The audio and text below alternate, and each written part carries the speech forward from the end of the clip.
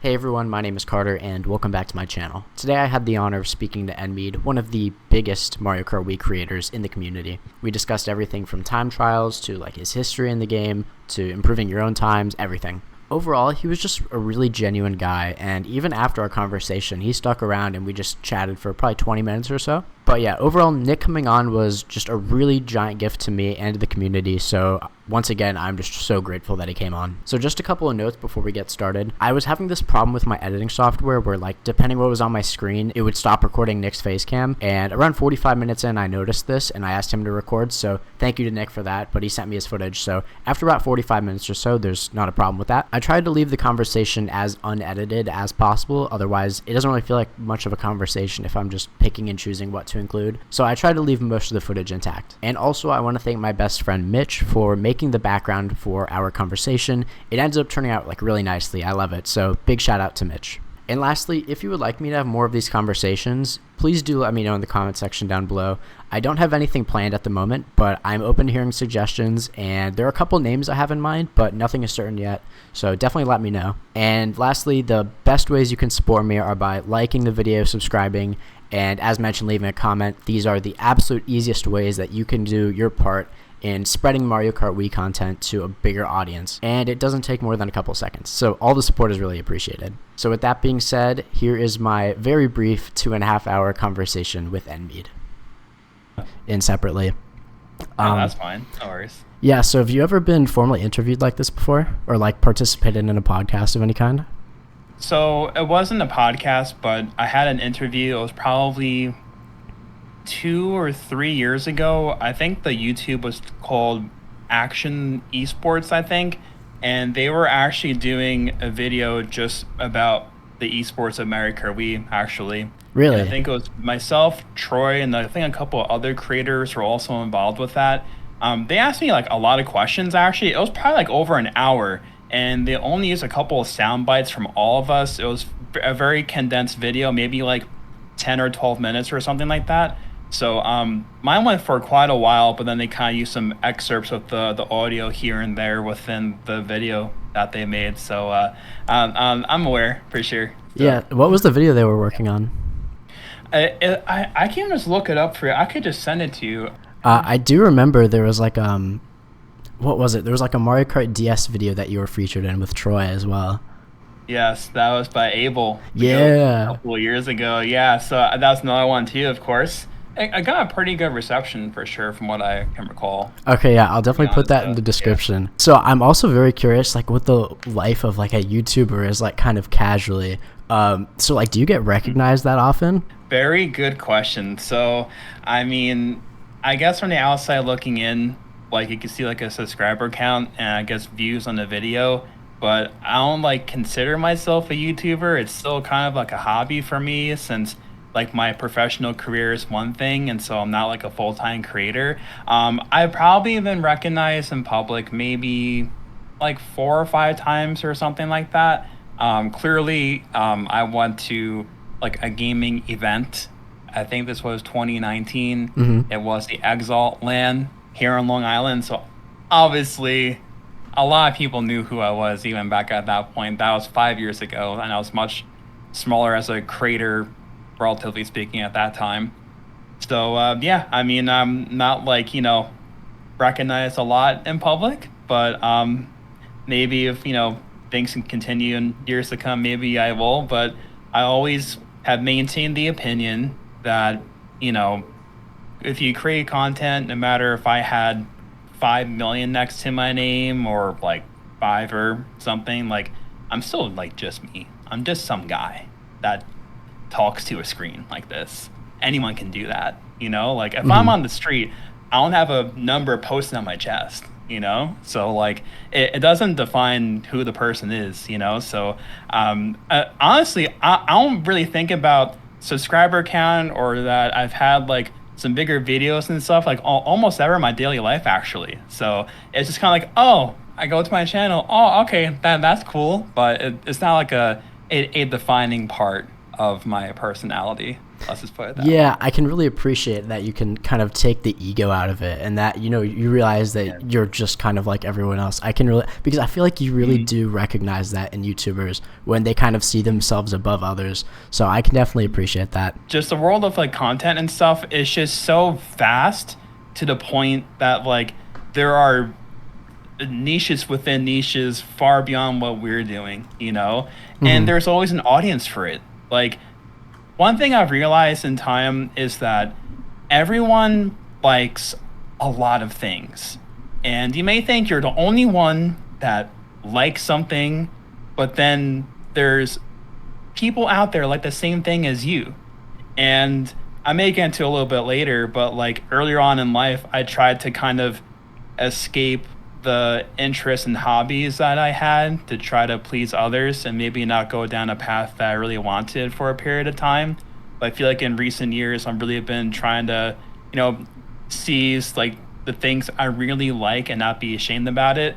That's where I really like to make the videos that I do in particular, because like I like what I like, and clearly other people like the same thing as me. So I don't want to like, push that away or act like I don't like certain like hobbies and interests because other people like it too.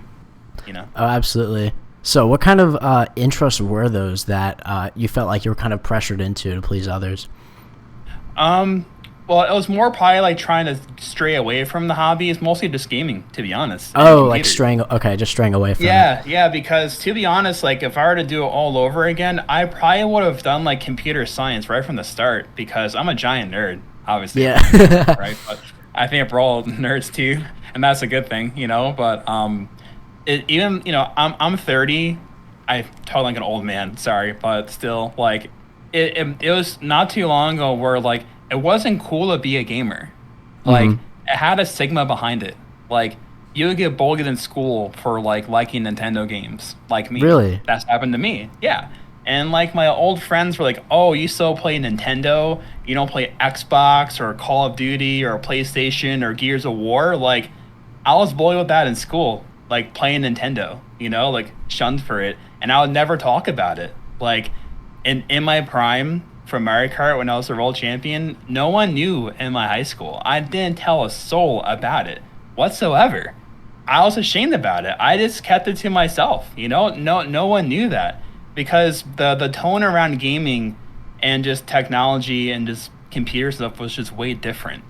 Now it's like the coolest thing ever that people do for like gaming and stuff. I wish this was when I was younger, but alas, now I'm here. I'm 30, and it's interesting that kind of stigma doesn't seem to exist for computer science majors, especially like at my school. There are a lot of like CS is one of the biggest majors. There's no stigma behind that, yet all of like the CS majors are also like giant gamers. But that's the part that gets stigmatized. It is strange how that works. Yeah, it's just so odd, and it's like, if you like what you like, that's totally fine. Like, I don't know. Like, a couple years ago, I started to make more like video documentation essay type of videos about like time trial scene and stuff like that, and that stuff like I really like. And absolutely. I thought no one would ever be interested to hear stuff like that.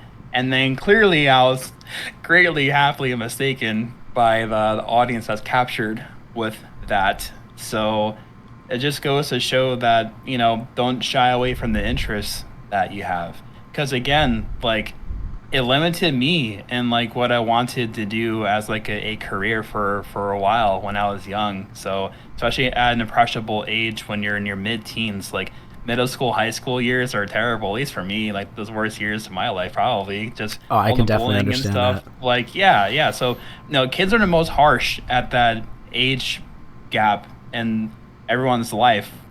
Teenagers are very, very harsh. So and especially during your impressionable years, they can have a lasting impact, So absolutely.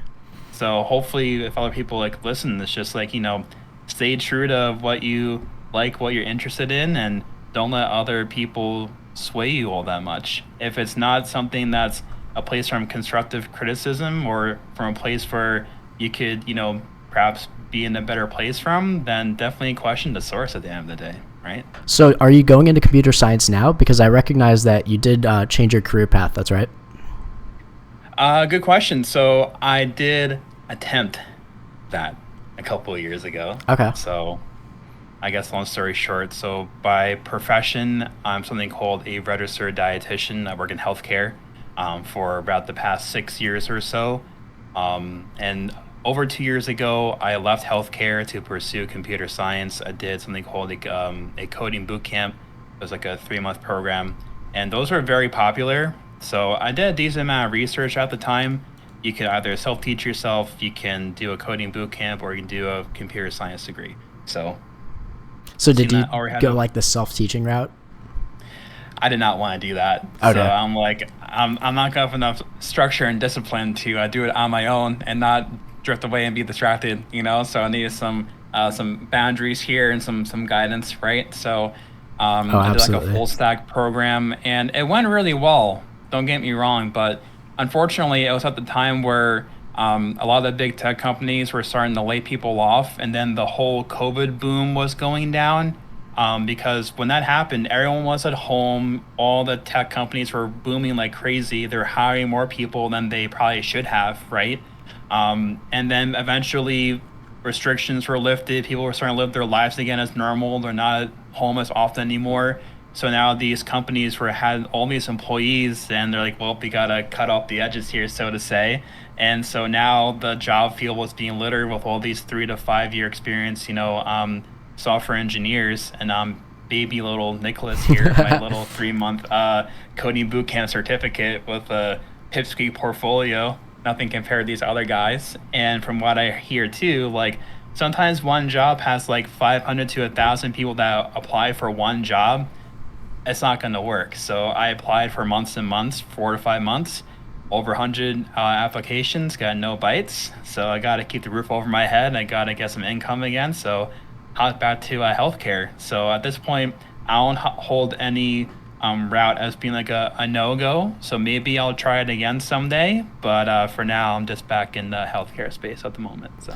Man, okay, I have a lot of friends that graduated with CS degrees, and it is so incredibly competitive. I cannot imagine like having already gone down like a different career route, then having to compete with all these people that have known that they've wanted to do CS since like, I don't know, middle school. Yeah, I can imagine it's a tough transition to make, but I respect the dedication though, regardless. Yeah, it was a very big leap, just being in my later 20s and living on my own. Like I had to do a lot of thought of intention with that, like no like safety net there. So right. I wanted something different, made an attempt. Unfortunately, it was a miss. So we kind of regroup and see what rest of the future holds. So again, it's just a part of the life journey. I'm sure some greater things are ahead at this point. So we'll for sure, man. I really hope that goes well for you and you're able to make the transition if there's like an opportunity available for you.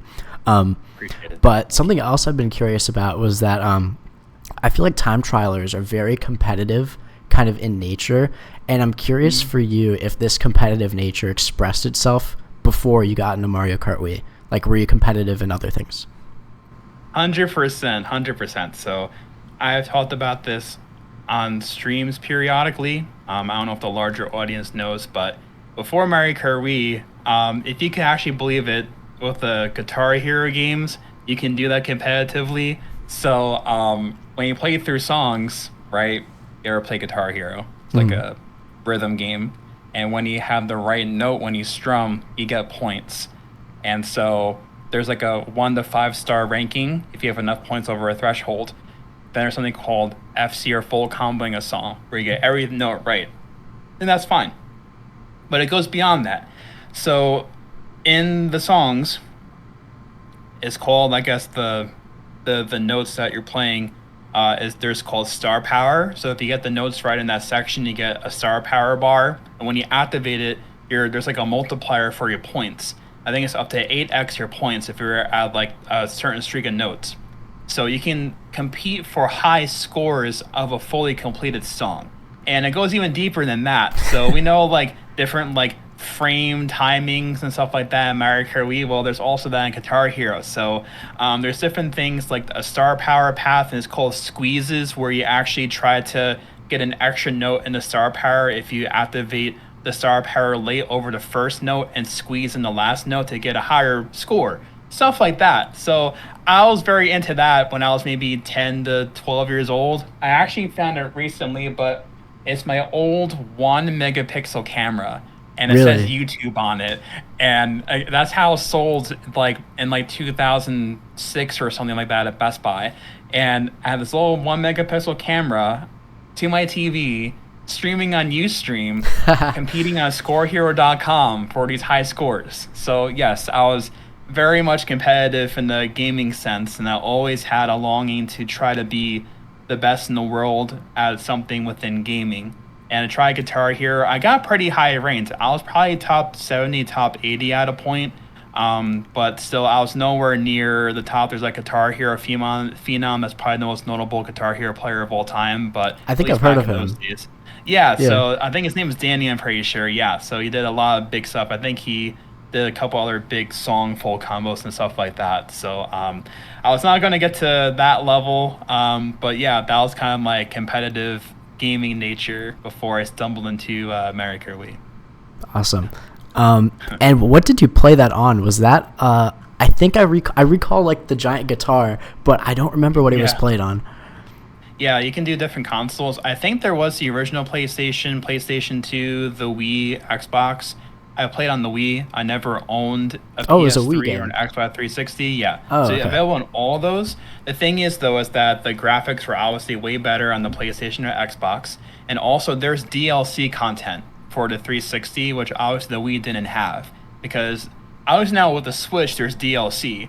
But with the Wii, there's no DLC for Guitar Hero. So I could only play the cool DLC at my friend's house. So I was known as a Guitar Hero guy in school at the time. So like when they invite me over and hang out, they will want me to play Guitar Hero for everyone in the room because I was a freaking beast, obviously. So I could play all the cool DLC content that was really cool, the songs I really wanted to play.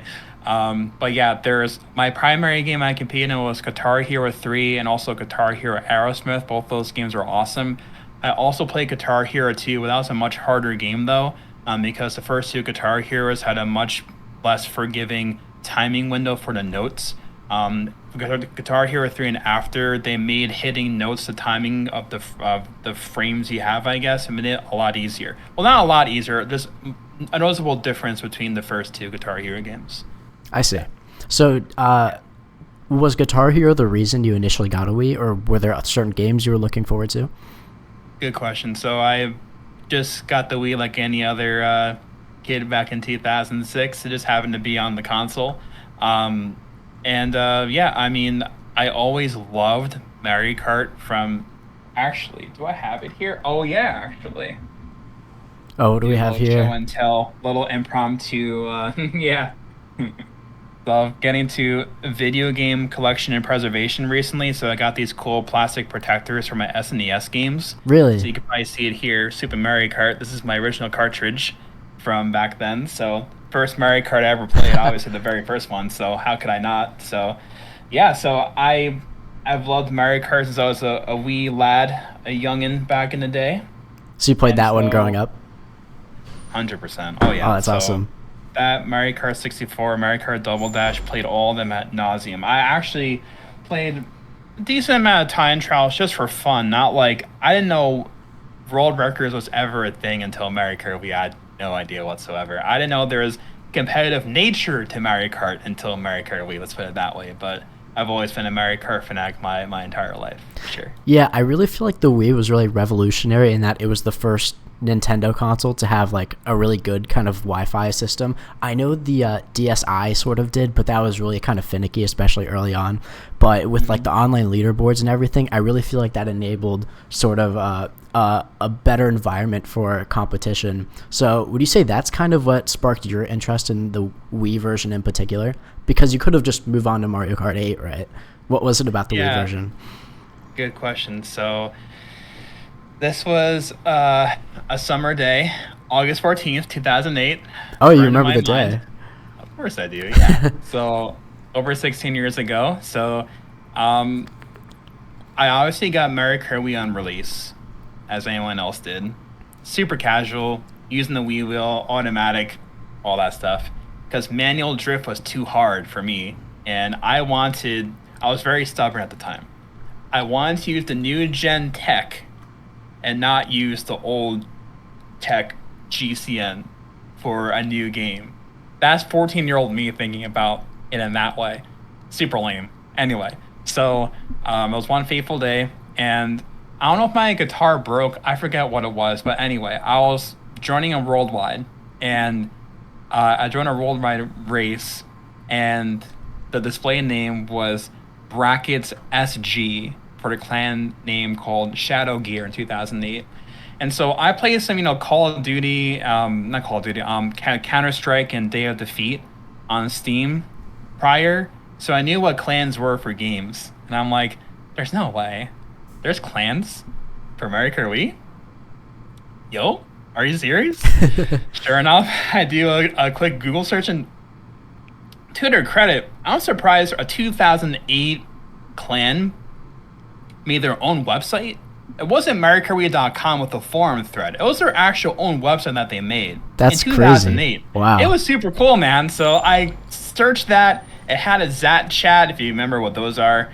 And it had this little sidebar with like different embedded like music, like Queen and some other cool old school songs and stuff I remember from a long time ago. So during a little chat, hey, how's it going? This is cool, whatever. And I'm like, oh, you want to try it for a clan? And I'm like, of course I do. So they do clan tryouts for me, and I end up getting in with automatic Wii wheel. I don't know, but the greatest that be, wow. Dude, I had no idea. Automatic Wii wheel? Hey, all right, I'll take it. So here's the thing. So that night, he didn't play for a while. UK player called Super Fatal. I think he stopped playing in late 2008. I don't know if he ever watches this stuff anymore. I don't know. Anyway. He's so influential for his whole thing because he told me, all right, Nick, if you want to be really good at this game, you can't use the Wii wheel. You're not going to get good. I'm sorry. You have to use the GameCube controller if you want to play this game seriously. And I'm like, oh, I have it's in my drawer, but I have a Wavebird. Is that good? And he's like, yeah, of course. So ditch the Wii wheel, plug in that receiver for the Wavebird, and I started time trialing Parkway of all tracks, and I got hooked right away. And then probably like 2 weeks later, I got like my first regional time, I think, and kind of the rest went from there. So yeah. Wow. So yeah, was this kind of really early on when like strategies were kind of being discovered rapidly? Like, tell me what that was like, given how little was known about the game at the time. I'll tell you, it was basically almost every day or every other day there was something completely new for like a track of how to play it. And just so many different names were going around, like brand new players setting worldwide top 10s or world records and stuff. It was changing sometimes multiple times a day. Sometimes the bike would change, sometimes the shroom strap would change. But overall, the turnover was pretty intense. And obviously, shout-outs to both MarioKartWii.com and MKWPP.com Absolutely. For the players' page forums, because that was both major hubs in 2008. So there's no Discord. Skype was only barely emerging as like a popular thing to use for the space. There was, I think, what's it called? TeamSpeak? Is that what it's called? TeamSpeak, yeah. I remember using TeamSpeak. Yeah, and then my old clan Unity, they use something called Ventrilo, whatever. That's another type of thing. But apart from that, there was like the IRC chats. When I was in Evil, there was MSN Messenger, of all things. We used MSN Messenger? Like, what? Really? They used everything.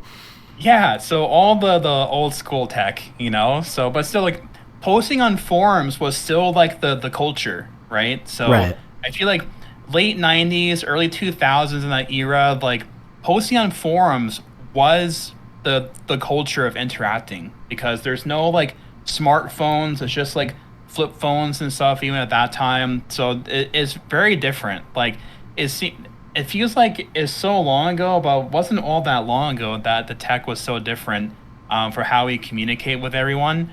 And that kind of changed the culture of things. So especially because um, watching the progression of strats was hard because the average age of the player base was quite young, and when you're young, you have no money. So True. capture cards are expensive when you're a kid. I know because I saved up for one when I was a kid. So I think Alvin, Michael Fried, Mindscarp, I think Mander, those were kind of the four people that kind of started recording some world records, but a lot of it would be completely lost with like history that was happening or strats that were happening because people would very quickly pick up new strats and try to improve right away. So everything was just it was very just rapid at that time, which was fun because it made competing really fun because you always had something new to improve or beat back or try to just get higher in the leaderboard. So it was really cool. I could talk about that forever, but yeah, that was really fun. Yeah, no, I was going to ask, like, looking at the MK World Records histories for like a lot of the different tracks, you see like, especially on, I don't know, just a lot of the more technical tracks, you see people got really good times really early on, some of which I still haven't even beaten. Like, I'll look at like the end of 2008. I haven't beaten the Waluigi Stadium record from the end of 2008 yet. And it's 2024, man. It's Yeah. crazy. How did players get good so quickly? Good question. So I think that's just partially just the natural talent that they had as just playing the game. I think there's a good amount of people that were just so good and they played for such a short period of time and never came out to the game. Like if they played for forever, they probably would have been the kings, you know? Because to improve that significantly is just crazy to me. Like the fact that you can pick up on some new strat and just adopt it in like 30 minutes and already you mastered it is insane. Like I made a video on this time. It's like probably one of the most underrated WRs in my opinion. I'm very biased. It's Maple Treeway. I'm sorry, but Oh, it's Japanese player justified. Shuto, yeah, he got a 218 on Maple Treeway with 2008 strats in 2008. That makes no sense. Like that's still a pretty decent mid-level to almost upper level time for anyone to get for time For trials sure. at this point. And he got that in the first like 8 months of the game. Prime example of someone that played for very little but got such an advanced time with like very basic strats. Um, I think it's just people that just have an eye for something that can really just understand different parts of techniques in the track very quick and just really have a rapid rate of improvement. I think people are just kind of built different. I don't know, but some of those people were just too cracked at the game, for lack of better wording here. You know. With the really basic strats, obviously, like the times will initially be kind of unoptimized, but over time, like the times can only go down. So I feel like, Mm-hmm. especially like if there were kind of like periods where the strategies weren't really discovered all that often, people just would continue to find the time losses in the current records. And given like how popular the game was back then, like people just really wanted that top spot, especially just initially when the game was released. But it's really impressive just how far they were able to push a lot of really old strategies back in the day. Like, do any runs in particular stand out to you as being particularly like a good examples of that? That run number one. Number two, there's 152.231, I believe, by Sro on Wario's Gold Mine, and it was set January 2009. And that faithful time was set, I think, one day before Wario's Gold Mine was glitched. And imagine you set that historic time, and then the glitch is discovered, and on the old Nintendo charts, there's no split chart, so that historic record is lost. Thank Right. God somehow Mindscarp and someone else had the ghost data for that and got the ghost data in the end. But dude, like, if anyone were to watch back that time, like, it's almost a 151 January 2009 with like 2008 2009 strats. Like that, if I could wish for anyone who could have played for much longer than they did, he's definitely one of them. Like Stro was like multiple echelons and eras far beyond all of us. Like, it was him, Brendan, Yasha, Bayu. Like, there's so many people like that. They just got it right away. And that time, I think, is another prime example that this dude was cooking with something special at that time, you know? Um, God, I have to look back at the website. I want to give you probably at least three more that I can definitely Okay, yeah. think of. But those two definitely really stand out in my mind. What else is there? Actually, maybe B-Suite, I think, actually has some improvement really early on. It got optimized pretty quickly. I remember you had a video on, 100%. it was like a 222 or 223 or something. It was Brendan's Rosalina time, yeah. Right. So that was, I'm just looking at it here. Yeah, that was also January 2009. I also made a video on this, but Brendan got such a ridiculous lap split in a January 2009 time. It's like a 47.444 lap 3 of Rosalina. That's insane. How does that make sense?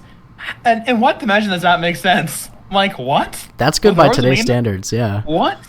Yeah, with like those super old strats, man. Like that made no sense, you know.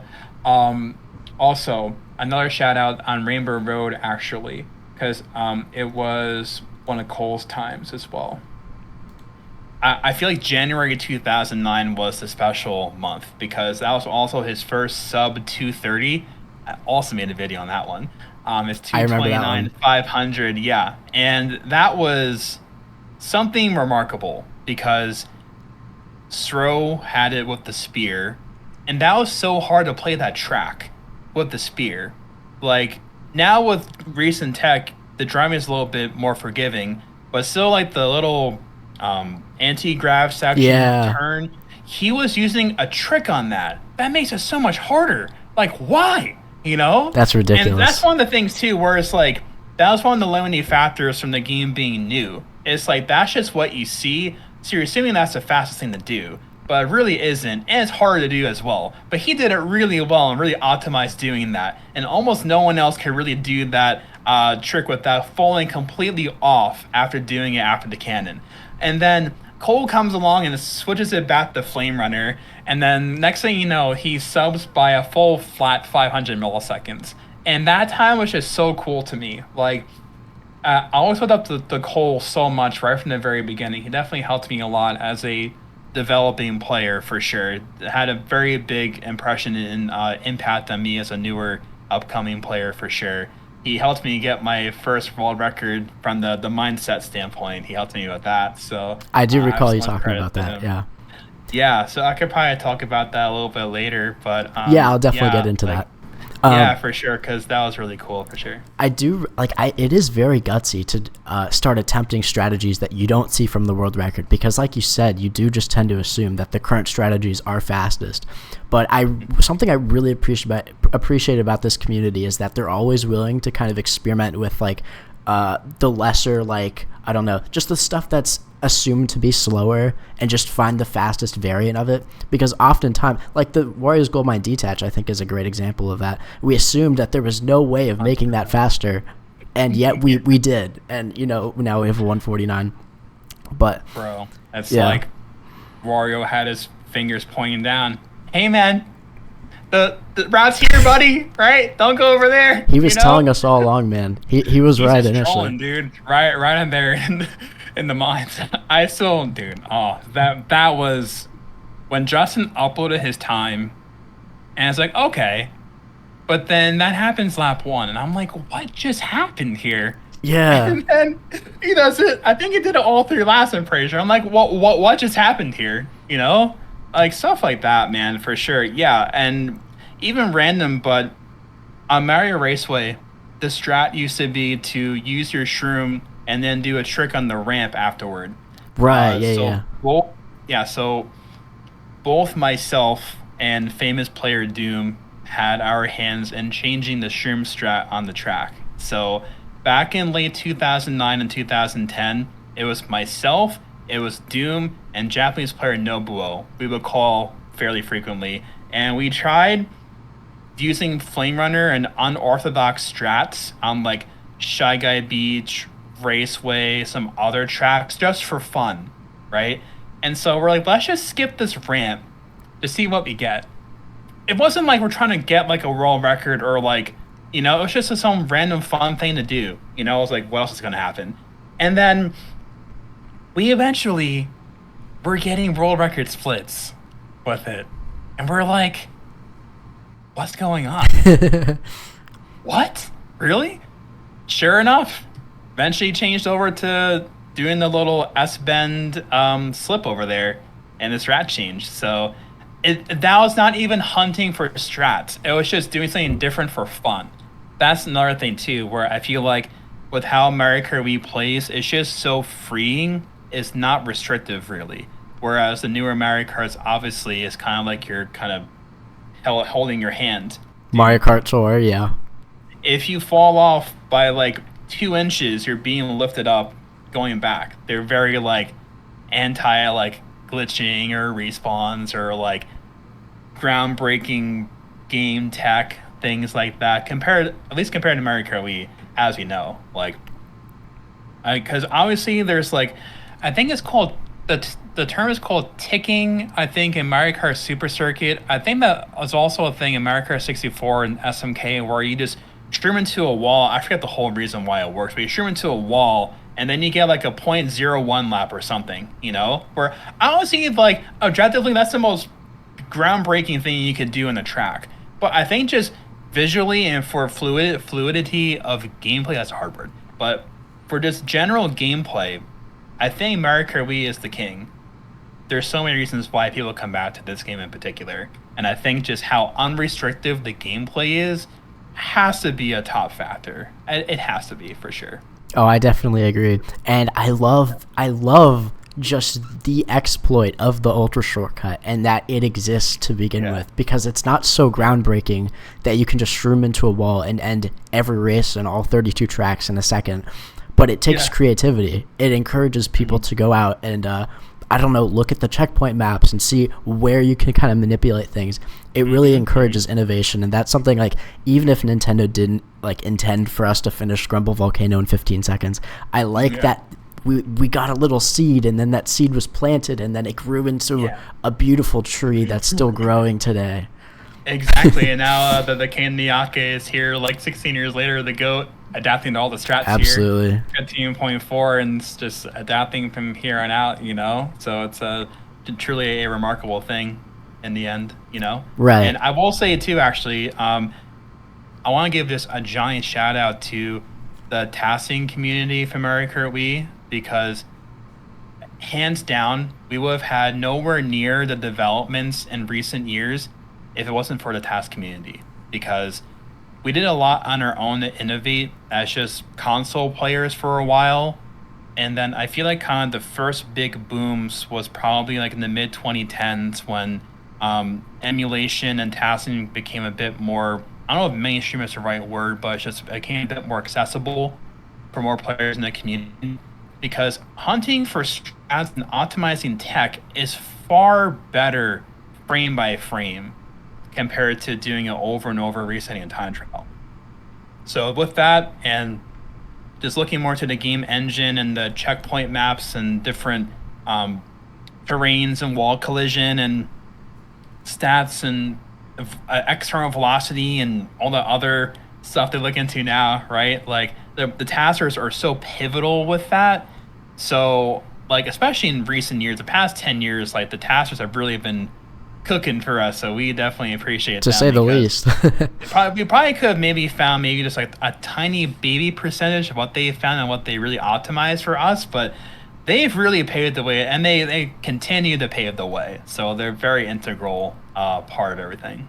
Absolutely. I continue to be like absolutely shocked by like just the sheer optimization they're willing to put into one track. And just, I remember they say not to leave a single stone unturned, and they don't like unoptimized tasks. They want to get every single millisecond out of every task they do, and it really encourages them. I mean, I think that's partially what has led to how like incredible their understanding is of the game. It's that drive to cut every single millisecond, regardless of how like pointless it may seem at times. Oh, of course, yeah. Because I'll even say too, like another one of my interests. I've loved TASing in general for the longest time. Even before Mario Kart Wii, there is a website called tasvideos.org, and that's the TASing hub for any game, especially retro games. So I think as early as maybe 2004, I had my old, like, first generation iPod Touch, and I did some ghetto stuff to get like these videos just to kind of watch them. You know, I'll look on the website and watch them just to like bookmark them, and I'll watch tasks when going to bed. Actually, Really? I really enjoy doing that. Yeah, of course, yeah. And there's another cool website called speeddemosarchive.org. I think it's .org for that as well. And that was a very old speedrunning hub, and that's where kind of the games done quick marathons kind of blossomed from. Today was from Speed Demos Archive, and a lot of, especially back then, like, it was more like, I think it's called single segment speed runs, where like you'd have your total speed run for a game, but you did it in segments, and you would add the time together. Like, one single segment speed run was not really common, at least back then, because also too, capture cards were just way less available, because again, we're a lot younger. And believe it or not, dude, you would use like a VHS player and record your time on a VHS tape, and to approve it, I believe you would mail someone your VHS tape so they can authenticate your speed run to be submitted to their website. It's bizarre, dude. Yeah. So I was watching old school speed runs and tasks and stuff. So they're very dedicated to the cause, especially the task community, for getting every last little frame cut. So that's the true speedrunner spirit. So was there a point when you realized that you could have been like a top contender for this game? Yeah. So when I joined the players page, that was fun. So after August 14th, 2008, I think it was the very beginning of September, and I was quickly introduced to the players page. And I remember when I went to the rankings, number one was Alvin Van Asselt from the Netherlands. And instantly I thought, that's so cool. This is truly a worldwide competition here. I thought that was so cool that you're so connected with everyone. I think that's one of the reasons why I really was invested in this game in particular, because I was only 14 at the time. And so I felt so connected to people so far away that also had the same interests as me, and I could talk to them online. And obviously, when we go to the players page, there's the player's name, right? And then their country of origin is like Netherlands, France, USA, Spain, all these different places, Japan, right? I thought that was so cool. Then almost my second thought is, I can never beat this guy, right? Mm-hmm. So funny how history has it, right? And then you beat those guys. Yeah. So I would say it wasn't until maybe 2 or 3 months in, I want to say. It was probably maybe November to December 2008. It's actually a loud bike outside, speaking of which. I just got a flame runner out there. I don't know if I picked up or not. Yeah, that's right, man. That's right. So, yeah. So, with that in mind, I very quickly rose on the rankings for the players page very quick. The forum members gave me a nickname, I think like PB Machine or something like that. That was like my nickname on the forums, Yeah. Every day I'm dropping like 10 new PBs, So with that in mind, I think it was when I got maybe top 30 or around top 20 in that type of range, where I'm like, oh, for sure, I could totally like get top 10. Then I get top 10. I could totally get top 5. Get top 5. I could probably get number 1, And obviously the tides change with like competition. So Alvin eventually kind of fizzled out. The next wave was Bubbles, the legend, one of my dear friends back in the day, my direct competitor, because I beat him for the crown. So Bubbles, David, he was the new gen Alvin. He had the new gen tech, super zoomer, right? So he was getting all these records, and especially the fast laps too. He was really good on those. and he got his AF, his average finish, really really low, and he was one of my friends, and we would hang out a lot, on Skype and everything else in the clan Star Dashers back in the day, and eventually we got to be 1 and 2. That was really cool, and I'm like, man, like I feel like I keep improving, but Bubbles, he's too good. Like he keeps improving, this man's too good, Mm-hmm. But then I'm like, I can still do this though, because one voice told me that it's gonna be too hard. The other voice told me you can totally do this because you're good enough to do this. Like you got to second best in the world. It's just one more step. Like how can you not do it, right? Right. So it really took the mindset, the mental framing to be there. That was the difference. That was the key to go from 2 to 1. That was also how I went from like second worldwide for a time trial to gain my first world record. It was all here. I really want to make a video. I want to make a video for a while with a lot of things, obviously, but this in particular, just the mindset you need as a speedrunner, because I feel like people have a natural talent for gaming for sure, but then you can only put in so much time and apply yourself before the limiting factor is only here. That's what I see with people that are very talented in the game, but if they're struggling to get their first world record and finish that and kind of get that sequence going, it's here. So I'll share this. So this was probably less than a month before my first world record. And I mentioned before that I really look up to Cole. And he was a very great role model in the scene, just a very humble guy, very helpful overall. And he was one of my clan members as well in Evil. And so back in the days with YouTube, there's YouTube direct messaging. So I send this man a direct message, a PM, Mr. Cole.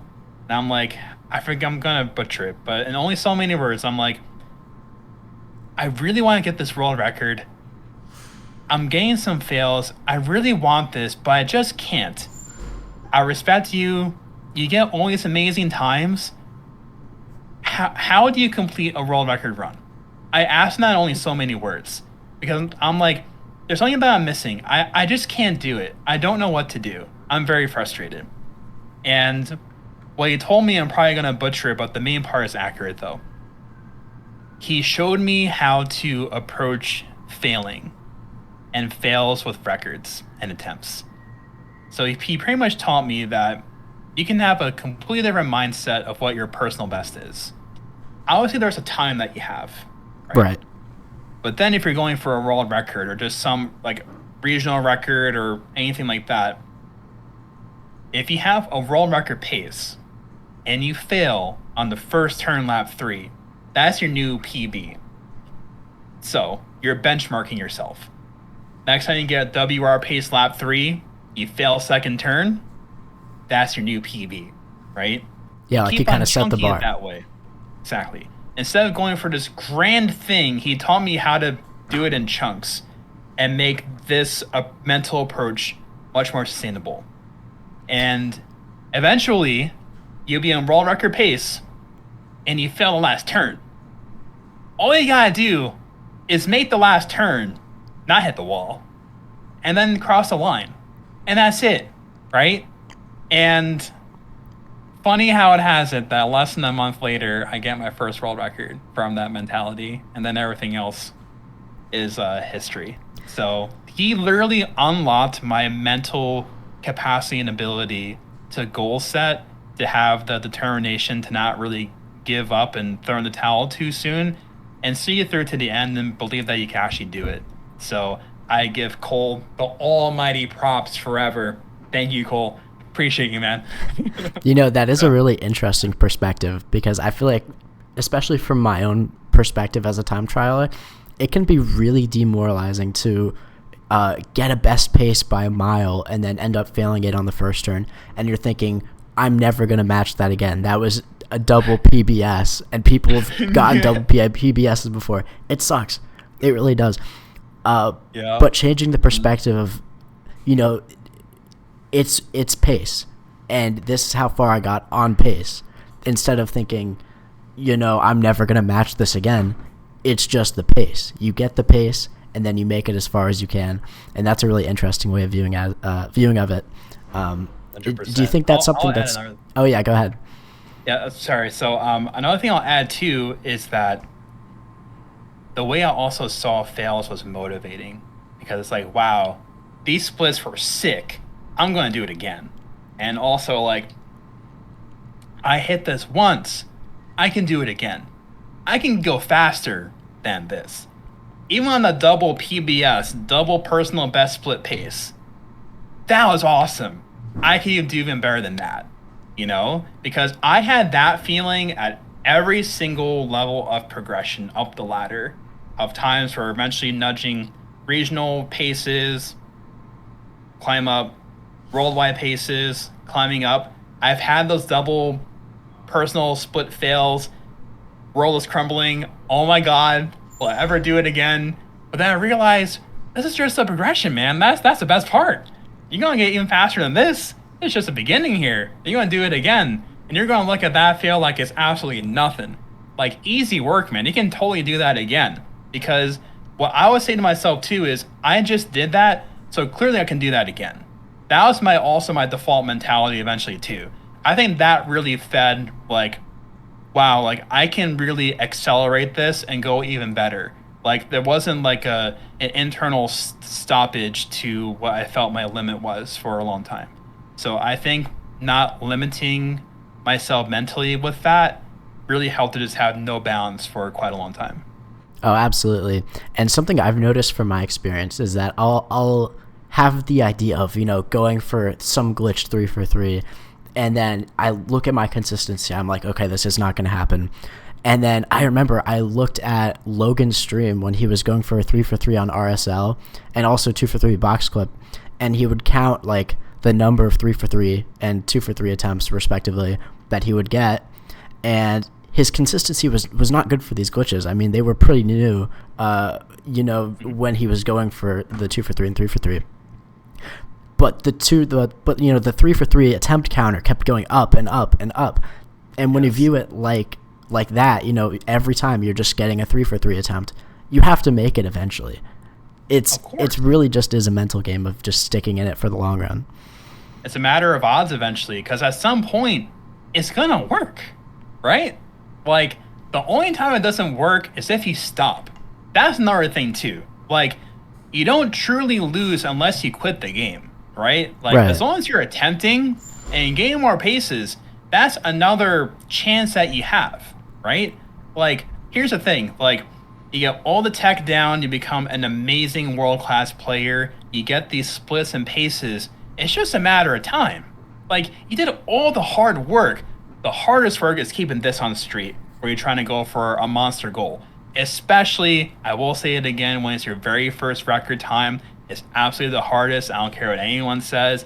I felt it after getting my first world record. The others were way easier to compartmentalize up here. Don't get me wrong, it's a different type of rodeo and battle for future ones, but definitely the biggest mental block is getting the first one down. 100%. Like, that, I will never forget that feeling that I had. That rush, that adrenaline, that satisfaction that I saw my goal to the end, and that I saw that I could do that the entire time.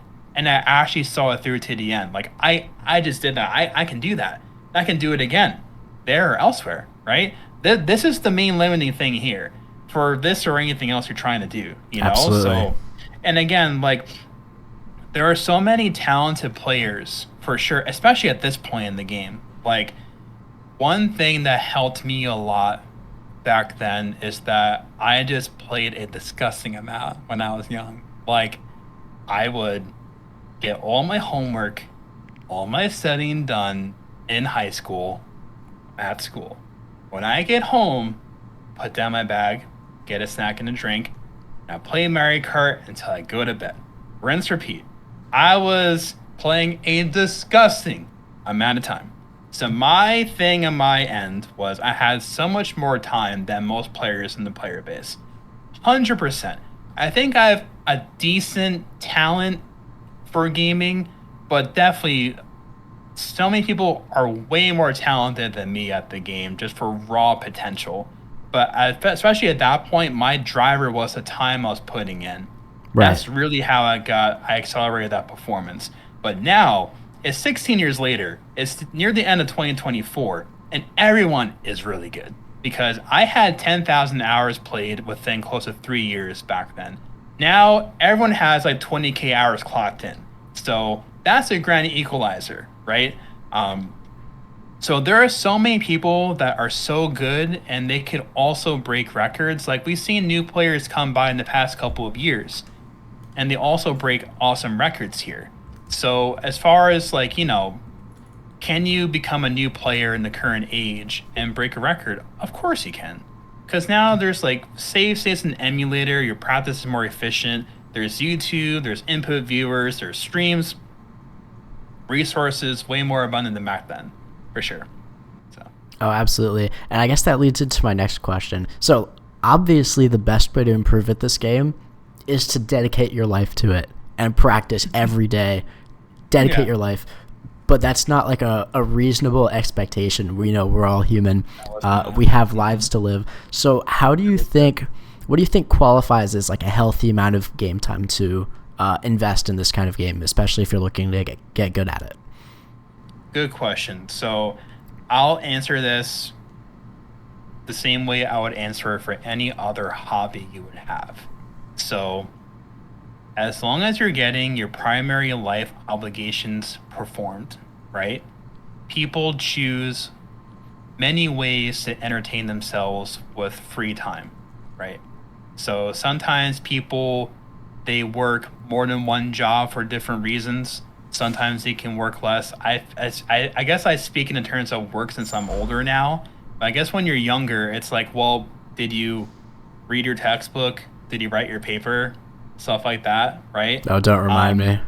Yeah, sorry, man. But even still, like, I don't know if there's an actual time limit because here's the thing, like, when you want to become the best at something, balance is out the window. Like, here's the thing, like, if you want to be the best basketball player of all time, you're going to be practicing incessant hours almost every day, like Kobe or LeBron or Michael Jordan, right? Right. If I want to be the best at Mario Kart Wii, I slaved hours a day. If you want to be the best at some other miscellaneous hobby or profession or anything, you have to do so many hours at that to become like the absolute best. If you want to become like proficient and pretty good at something, you can maybe spend, I don't know, 10, 20 hours a week maybe. That's like what, maybe 2 hours a day on average. Like I think most people have at least maybe 2 hours free time when you're younger is what I'm trying to say. Right. Like if you're in high school, you have all the free time in the world, especially if you're not working a job, right? Like I eventually started working a job when I was in high school, but before that point, it's just school and game, man. That's it, man.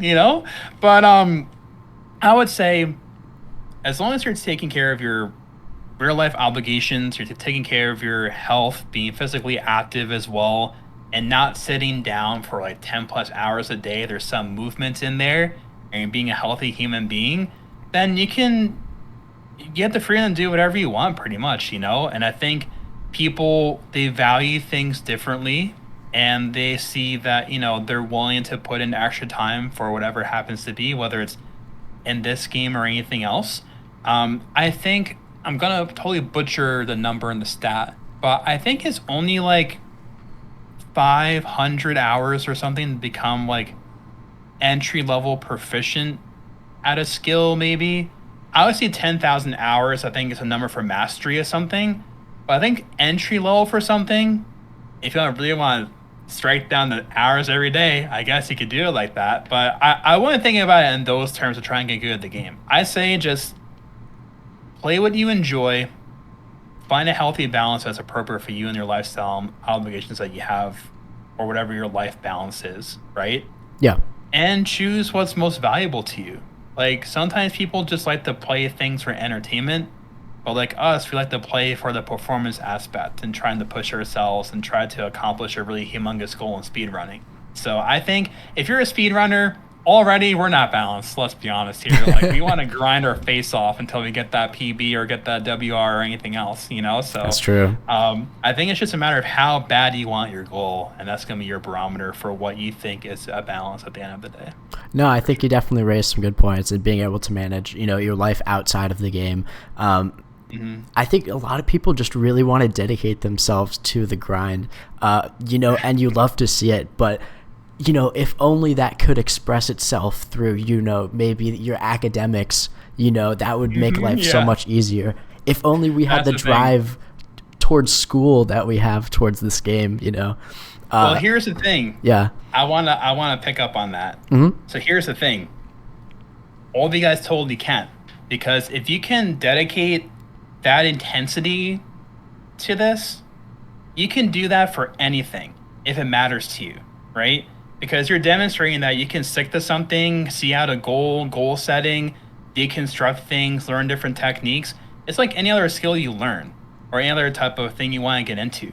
Like you prove to yourself that you can do all these hard things and see out goals and just learn something and become really good, right? Yeah. You can definitely apply it to anything else. That's honestly probably way more productive than this, Like, here's the thing, like, again, is what's most important to someone, right? Like, you can learn some really impressive skills and start, earning money early on and have a good quality of life, things like that. Maybe your life path is different for anyone else, who knows? But, like, if you're doing these impressive feats, you can do that for anything else. It's just if it's important enough to you and if your pull to it is enough, right? So the reason why I try to harp on that detail is, I find that sometimes maybe, gamers might try and just talk themselves down or kind of berate themselves that, wow, like, why am I putting this much time to be this good at like a game or a speedrunning or something, but why can't I see out other tasks that I have to do or things like that? When you have that skill set, what I've done with my endeavors with this has 1,000,000,000% translated to other things I've done in my life outside of gaming. 100%.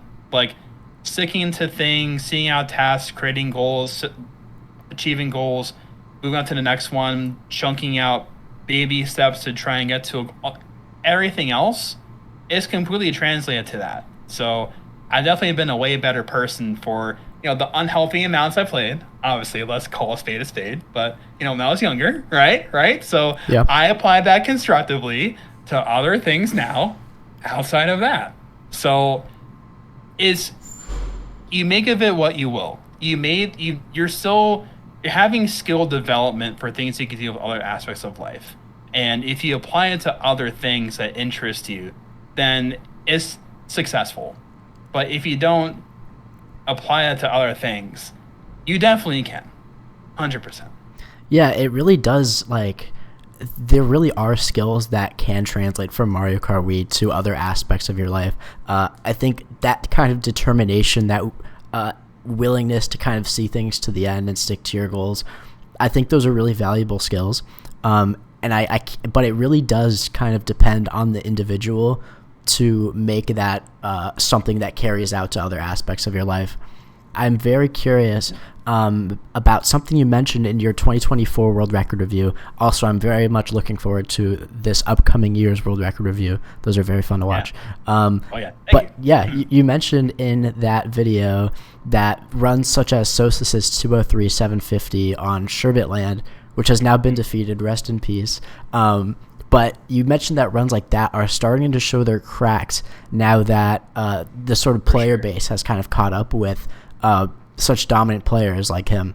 But what I'm wondering is 5 years from now, say, for example, do you think we're going to look back at the current records today and see kind of those cracks?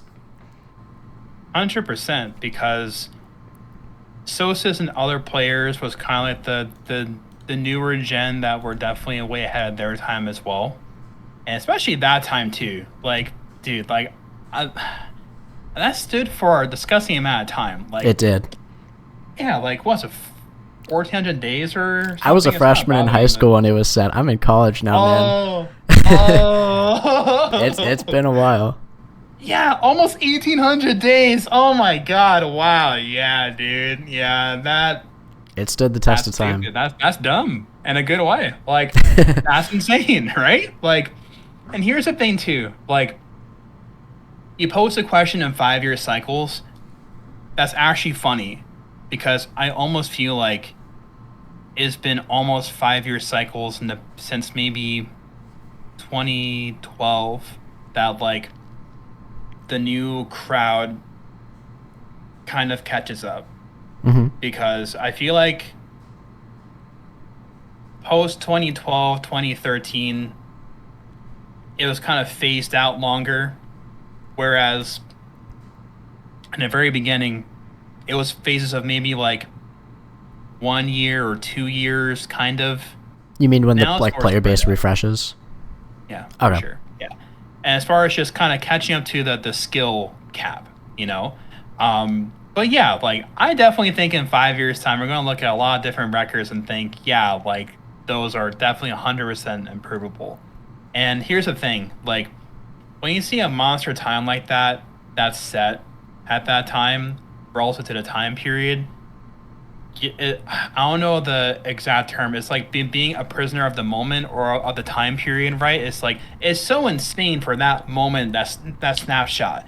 But now that we're 5 years removed, we can look more objectively and say, oh, these certain things can be improved. Like it's not, it's so impressive, but someone else is definitely capable of possibly beating it. Whereas years ago, it's like if it's ever beaten, there's probably just as one person that's going to do it, right? Right. But now, like, I think there's been Felix, there's Paul, there's been a couple of others now, Jack as well, that got really close to Zosis within like barely like 0.150, I think. And this really weird Sherm strat was used. I remember I that. think it was I think it's by Jack, I The think. flap And I'm strategy, like, yeah. is this faster? Is this even? What's going on?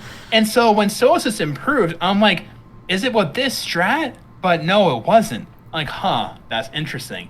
But still, it's just like any other phase. Like, especially, I say this analogy a lot on streams. So if you watch my streams a lot, sorry. But anyway, all this game. Hey, I got it here before. We gotta bust it out again. All right, Oh Super boy. Mario Kart. All right. Yes, sir. This game is over 30 years old. World records are still being in this game over 30 years later. Okay, so cycles come and go, and the saying goes, records meant to be broken, right? So they can look so strong, and the drift will be very strong too for the time. But eventually, when you have hindsight and you're looking at a different angle years removed, you can see that it can be done, and it takes that new fire from someone to try and beat it. So that's also what it was for me, like a much smaller time scale. Because after Maple Treeway, I think my second track was Goldmine, and I beat the longest world record in the game at that point, which was Stroh's 152.231 on Goldmine. That's I did it iconic. live on stream. Yeah, so that felt monumental because it was the game's first 1+ year world record at the time, which was monumental. And it seemed so far out of reach. That was way ahead of his time. And I beat it with new strats. I didn't use it with the old strats. I changed the shroom strat in a couple of things. So I didn't even beat it with his intended way. So even still, like it shows just certain time removed from something being set, a fresh set of eyes, me, and then a new fire, again, me or others, right? And you have that desire to try and do it, right? So it's just a matter of when someone wants to try and do something. And nothing is ever impossible. Like, if anything, this game, like the fast bike outside, sorry, a little bit of feedback there in my phone, but anyway, of course, I don't hear it at all. Don't worry about it. Oh, no, a noise gate, thank God. Yeah. Okay, so in any event, nothing is impossible, especially when it comes to this game, because anytime myself or others have said something is impossible, it eventually happens. Almost every time. So eventually, I became known as the one that makes pretty outlandish claims and predictions, but almost always cop car outside. I'll be hear that or not. Getting distracted here. Sorry. We got a standard card M out there. Oh, that's hilarious. That's right, man. We've been dipping and diving over here. Absolutely. But again, almost all of them came true with the predictions. So nothing is impossible. It's just until someone does it first, and then the wave comes after.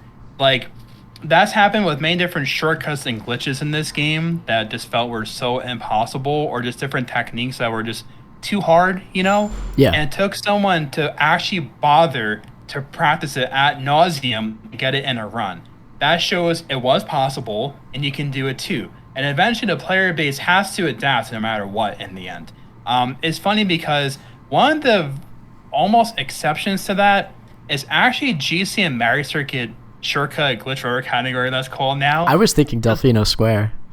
Also, that's also an honorable runner-up. Yeah. Because both those categories are dead. So no one else apart from Logan has done GC and Mario Circuit and landed a faster time.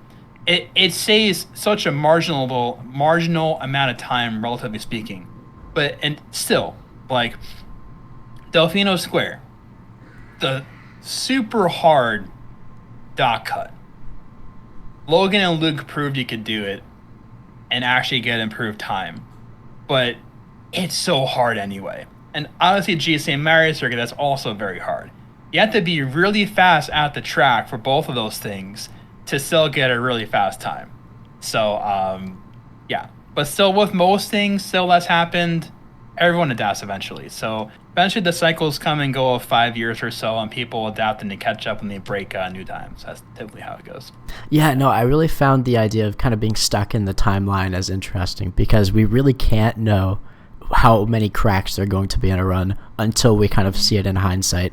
And at the moment, you kind of only see it in comparison to the previous run, because that's all you really have to work off of. You just have that precedence. But I also like to appreciate sort of the competition for second worldwide, which I think often goes undiscussed, like especially on tracks like Maple Tree Way or Delfino Square, where the top spots are kind of far and away better than, or a step ahead of everyone else. I do appreciate like the competition for second place, even if, because there's only one place the time could go. It's only going to go down. And 100%. Giving people that I did appreciate that you put second worldwide as a comparison in your world record review. I thought that was very good. Yeah, I thought that was really cool to include, because here's the thing, even if you don't get your first world record yet or anything else, if you get second worldwide, dude, you're the second best in the whole world at the track. Yeah. Who's arguing with that? Bag up those top 3 podium trophy medals, man.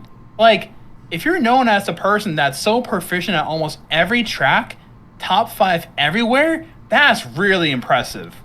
That's so hard to do. Take it from me, where I had to do that in my day trying to go for overall champion. That's so hard to do. To get top 3 on one track is one thing. On every track, man, that's so hard. So to be proficient at every track is not, it's not for everyone. Not everyone can be the best at every single track with your average skill level. You can be good at maybe 1 to 3 tracks that are kind of more for your play style, but to adapt to all play styles of different tracks and tech for all the courses in the game and have your average time be almost worldwide top 10 everywhere, that is so hard. That's pretty much getting multiple WRs in my opinion, because that takes some different level of actual game understanding and grinding to actually do that. So I would say if you're trying to get your first WR out there, a country record, don't get discouraged. If you're second or third, or even 5th or even 10th, someone has to be 10th on a top 10. You're still 10th for that leaderboard. You're on a leaderboard. You're clearly cut out for it, right? You performed really well. That should be encouraging. If you're having different top 10s amount for any type of rankings and stuff, you're clearly really good.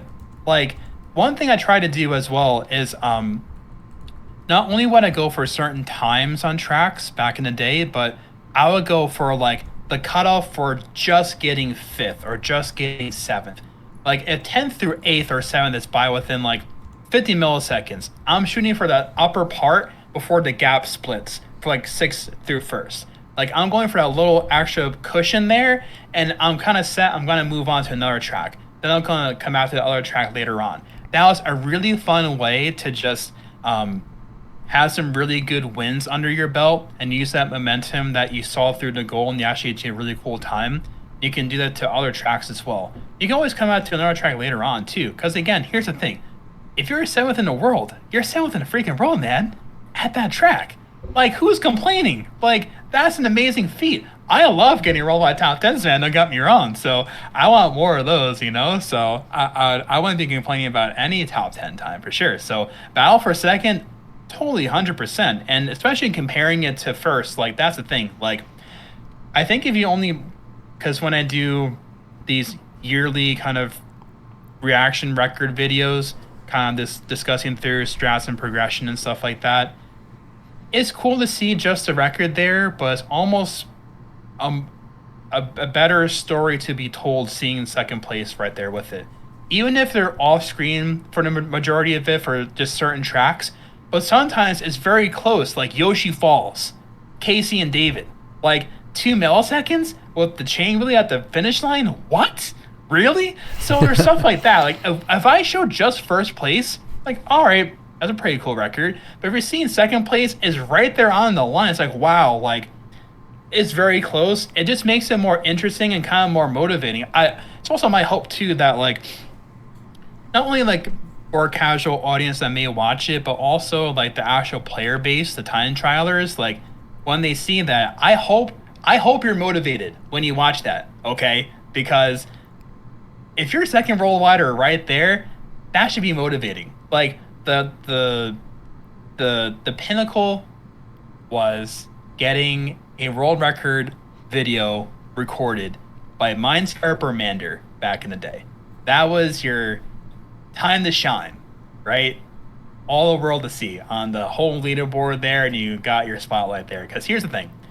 We have our reasons for speedrunning, right? Our different endeavors, but we all have an ego. I have one as well. We all do, right? So we want the attention. We want the props for putting all that time into there and actually seeing through to the end. We want those props. We want the spotlight on us. We gotta call a spade here, right? I enjoy that. Everyone else does too, no matter what anyone says, right? So, yeah. So now I feel like at this point, I try to make those videos as if I was getting the world record and I was being displayed too, to give everyone like their proper credit, because it's so hard to do that, as we're saying in only so many words in this conversation. Like the dedication for that for any speedrun endeavor is so hard to do. That's the thing. And so I try to give everyone like their props and try and at least point out things that are a bit more difficult or what took them more time or just how they got there, and hopefully that kind of motivates them to continue on their journey, but also inspires others to still compete for the first time. I've heard comments too in years past that people were motivated by the videos I was doing to try again to a video, and they tried time trialing. So. Oh, that's awesome. Yeah, no, it almost feels like just playing the world record in a lot of cases isn't really representative of what happened in that year, because there's a whole top 10 and there's a whole history behind that top 10, and there are 10 people behind that screen who drove those times as well, and they decided whether or not to continue pushing themselves, and that decision they made is what led to the top 10 we have today. And I think this kind of leads into something valuable that my good friend Mitch taught me as I was like going for my first American tops and worldwide tops. I think when you reach your goal finally, in a lot of cases, you can look at it in hindsight and be like, yeah, well, I only got that because it was within my reach. It wasn't actually hard, like maybe this top 10. But something he taught me is that, if there is a top 10 that isn't optimized, it's your job as a player in this community to work on improving that time. And the fact that you went out of your way to go for that top 10 on its own means that you deserve to be there. And I think that's a very 100%. valuable lesson. 100%. Here's the thing. You or anyone else, you put in the time. As I mentioned before, someone has to be 10th or 8th or 7th. The times are there, right? So it's for anyone to do. Whether it's like a quote unquote perceived like easier top 10 or a harder top 10 or I deserve to be on there or not, it doesn't matter. Like the times have to be there no matter what. No matter which way you slice it. I I hope the mentality could change for players where it's like don't don't think in those terms. Like just think, I want to get this top 10. I'm really good here. I want to try it. I like this, right? Like I want to see what I can do here. I don't care what anyone thinks. I want to bag these top 10s and rack them up, you know? Like it doesn't Absolutely. matter if it's quote unquote like more like respected or harder or whatever. Like don't get me wrong, like obviously like certain tracks for sure are hard to get on, as we know. As relative to the track, the strats, everyone else, sure, but still, you got a top 10 somewhere. Like that's insane, right? So you shouldn't be limiting yourself to like, oh, like I don't know, like I'm only gonna go for like this one or that one or like no, like go for them all. And maybe it's somewhat related. I don't know, but like, um, I know like in the past, like, because I have all my old time trial buddies too when I was calling and stuff years ago, and like we would have like friendly competition for sure, you know, on certain tracks, and some tracks we were good collectively, you know. So like, I would feel bad if I were to go for a track and they're like 10th or ninth, and I like knock them down a spot. You know, I don't know. I was like, I don't know. Like, I just don't think in those terms either. Like, if anything, you want to uplift everyone's skill. You know, so just don't let anything like limit you from seeing your full potential.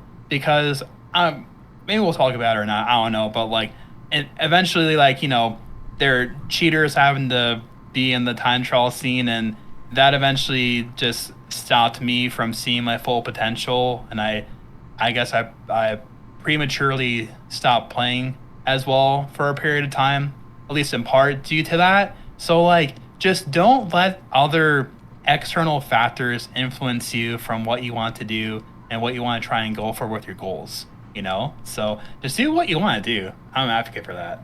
No, I think you definitely raised some really good points, and I am very curious. Sort of around that era when Mander got outed for cheating, especially now that we kind of have a new generation of players. There's not a lot of Mario Kart history that's been published, or that the current community knows very much of. And I believe you were. I mean, I'm very curious what exactly led to you kind of leaving the community.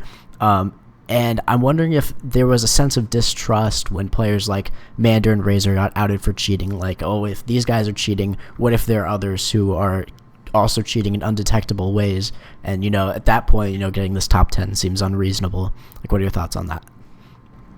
I have a lot of thoughts. Okay. So buckle up. So I'll say the story like this in only so many words.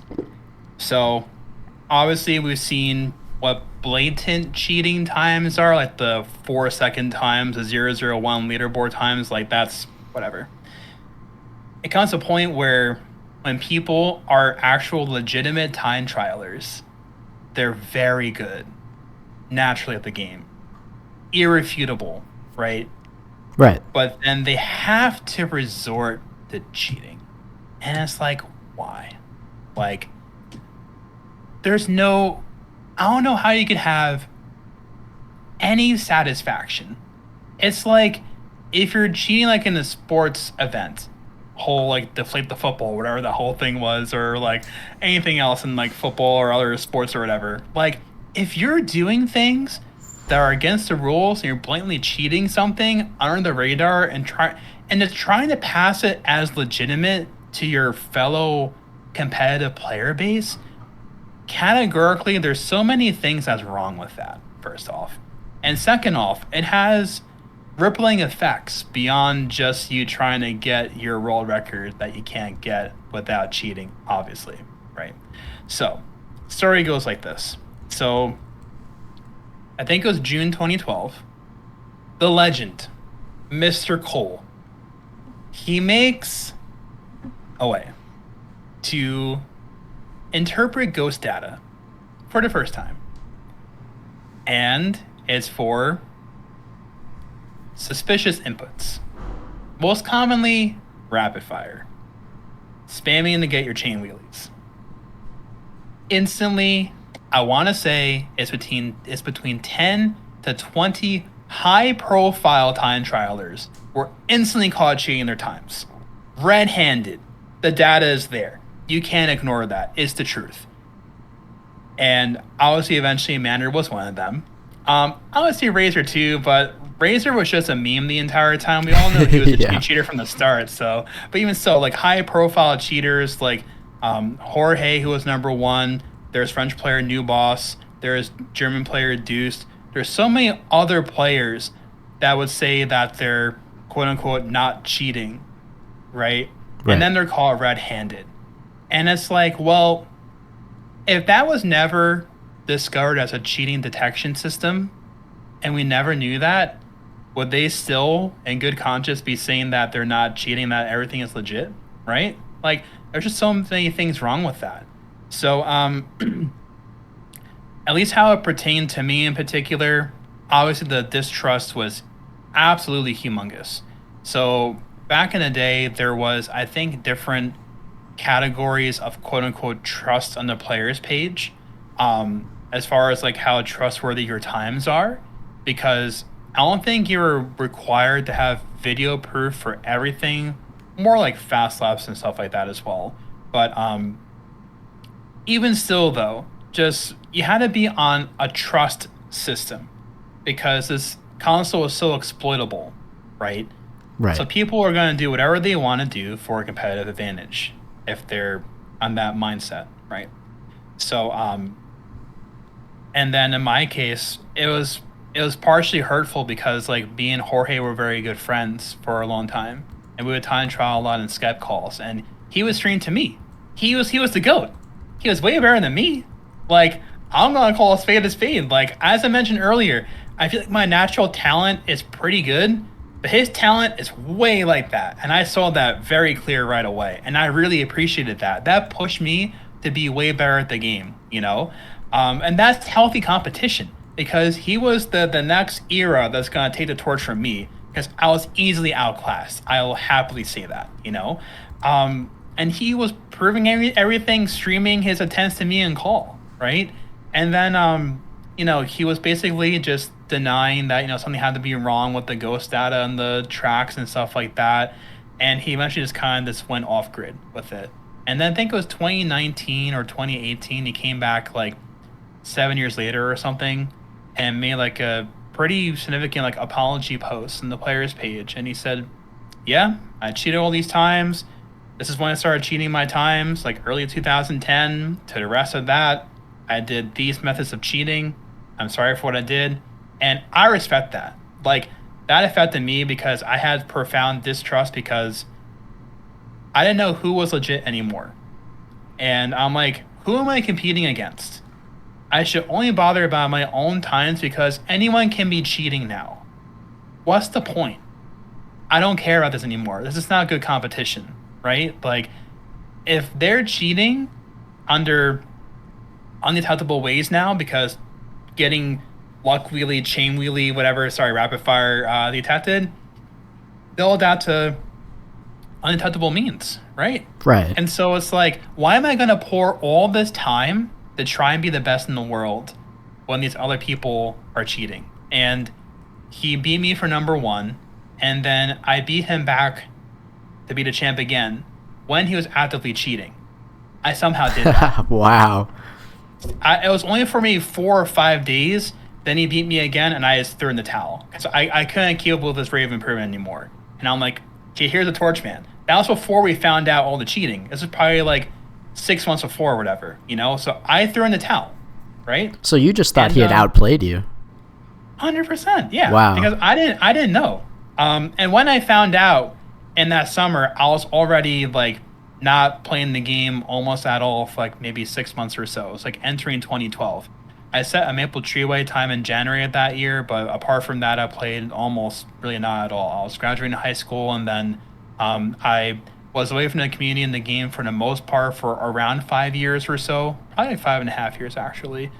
This more so just in real life obligations of becoming a young man into the world, going to college, just living life, you know? Yeah. But definitely 100%, like, a good driver was I just didn't want to compete anymore because I didn't know who I was playing against, unfortunately. So it's like, waste all this time, especially at that time when I found that out. I'm like, oh, I'm not doing this ever again. It makes no sense now, you know?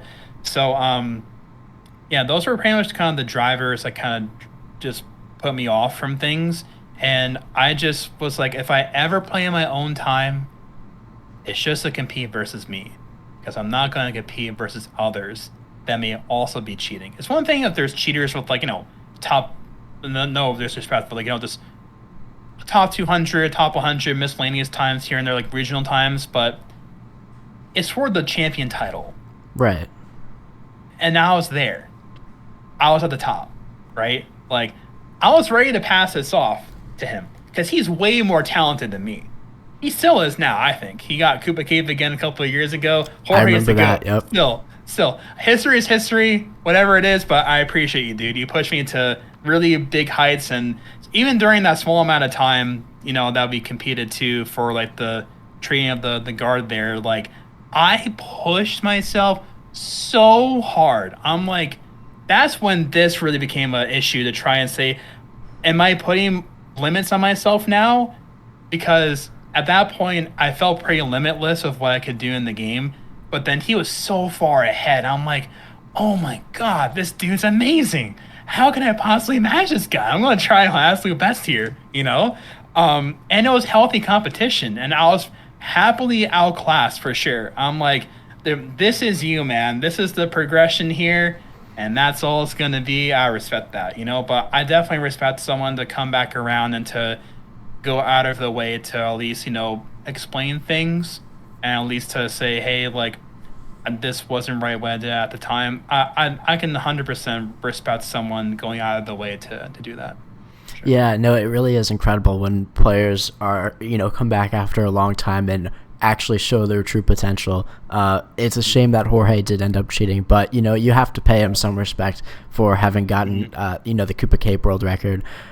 Yeah, but there's DTGP, as we know. Yeah, absolutely. And now we know for sure that it's legit. Time trialers like us are really in it for the self-improvement, like the desire to get better at that game. Mm-hmm. And it really just doesn't make sense to bother cheating. Like, especially, I feel like if I cheated my times, it would be in the back of my head. I know this isn't deserved. I know I didn't drive these times. It almost feels like, why even bother cheating in the first place? Thank you. That's what I was thinking too. Exactly.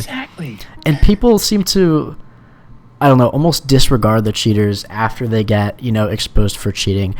But they really do have an impact on the game. Like, in your instance, I can respect the fact that, like, if you can't know whether the players you're competing with are cheating, it almost doesn't warrant, that kind of effort. Like, why even bother investing so much time when they could just, out-cheat me, Yeah, and, exactly. Like, do you keep up with Geometry Dash at all? Or, like, are you familiar with it, much of the community? I've, like, watched a little bit of gameplay, but is there, like, cheating in that game too? Or? There's been a few instances, particularly Space UK. Are you familiar with Space UK? No, educate me. Okay, so he cheated the verification of a new top 1 level. It was called Slaughterhouse. It was top 1 for, I believe, 2 years. So it was really ahead of its time. And he cheated the verification of the level, and he was known for being one of the top players, and he got outed for cheating, I believe, last year or so, and it turned out he had cheated, like, all of his levels that he had beaten, and he had stolen the verification title from the guy who ended up beating it after him. So he took the verification title for Slaughterhouse, and then a guy named Doggy came along, and he beat Slaughterhouse legit, and Doggy there was a lot of competition in the game for being the verifier for level. It's a big deal. To be the first one to beat, the new hardest level, it's a big deal. It's like a world record in this game. The amount of effort you've put into the game, and then, you reap the benefits when you finally beat that. He stole that from Doggy. And, the player, it really does have an impact on the players. There's a guy named Nepesta who made a whole video talking about it. But something else that... Yeah. And I remember, I think Carl Jobs put it perfectly when he said that cheaters don't cheat for times that they can't already get. They cheat to reach their potential. And I think that's true. I think anytime that players have cheated in the past, I think, you can be a talented and a cheater at the same time. They're not mutually exclusive.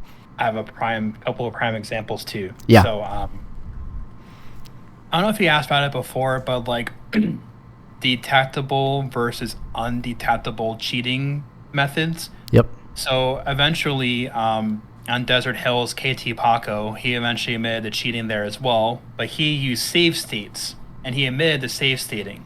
And in his giant forum post, he said that he was so frustrated with the fails on lap 3, and that he couldn't, as he mentioned, see his full potential. Like, he was just like anyone else. Like, we're so frustrated by our fails. We know we're so good. He knew he was so good at the track, and he just wanted to see what could possibly be done, right? And it's one thing to do that on your own, like an emulator, as an example, like save state chain a run to see what your potential is, right? Like a theory run, right? Mm-hmm. That's fine to practice. But to pass it as a record, that's completely different, And then that takes away the shine and glory that someone gets for getting a world record. Like, that's what's happening when you're getting a world record, right? And you're taking away that achievement and that, just the satisfaction of being top of the leaderboard from someone else that was legitimate at the end of the day. So it's a shame. It's a shame when it happens. Like, and unfortunately, in this game, there's a lot of cheaters as we've found throughout all the years. Yep. It's very unfortunate. It truly is. But thank God now there's CTGP, and like nothing is ever hack proof. Like Target, other big chain companies and stuff, like their like credit card payment things are like hacked once in a while. Like, everything is not hack proof until someone breaks in, right? So Right. It's just you have a gold standard, which is CTGP, and they have so many anti-cheating measures in place. Thank God, because game integrity for time trial has been back for the better part of like maybe 8 years or so. If we didn't have that, I probably honestly would have only just played like online once in a while, just casually, and I wouldn't have actually went out of my way to time trial here and there the past couple of years, to be completely transparent. Like, if there is no integrity brought back for time trials, I would have never bothered the way that I have in the past couple of years coming back to the scene, to be honest. Oh, absolutely. And I played Minecraft for a long time, and they are still dealing with cheaters because it's very hard to detect cheaters in that game. And it is so hard. It is really incredible, like how thoroughly we've been able to hack proof. I mean, not hack proof, but make it so much more difficult to cheat, especially with CTGP. Now I am curious. So you stepped back from the game for a long time. You didn't have to come back to the game, but you chose to. What was the reason you came back? Was CTGP kind of the main driver there? Good question. So, I was at a time of my life where I was getting a little bit less busy, and I just wanted to get back to gaming a little bit. Out here is Mario Kart, right? Mm-hmm. And I definitely miss streaming. That was actually the biggest driver for me at the time, because as I mentioned earlier, but I've been streaming since like 2006 or something on Ustream for Guitar Hero. So like, I've enjoyed streaming for a very long time. It's very fun to stream. So with that in mind, I bought a capture card again, and got everything downloaded. And my only intention was to maybe stream like once or twice a month or something, But then, when I saw the standard was CTGP, that was definitely one thing I noted.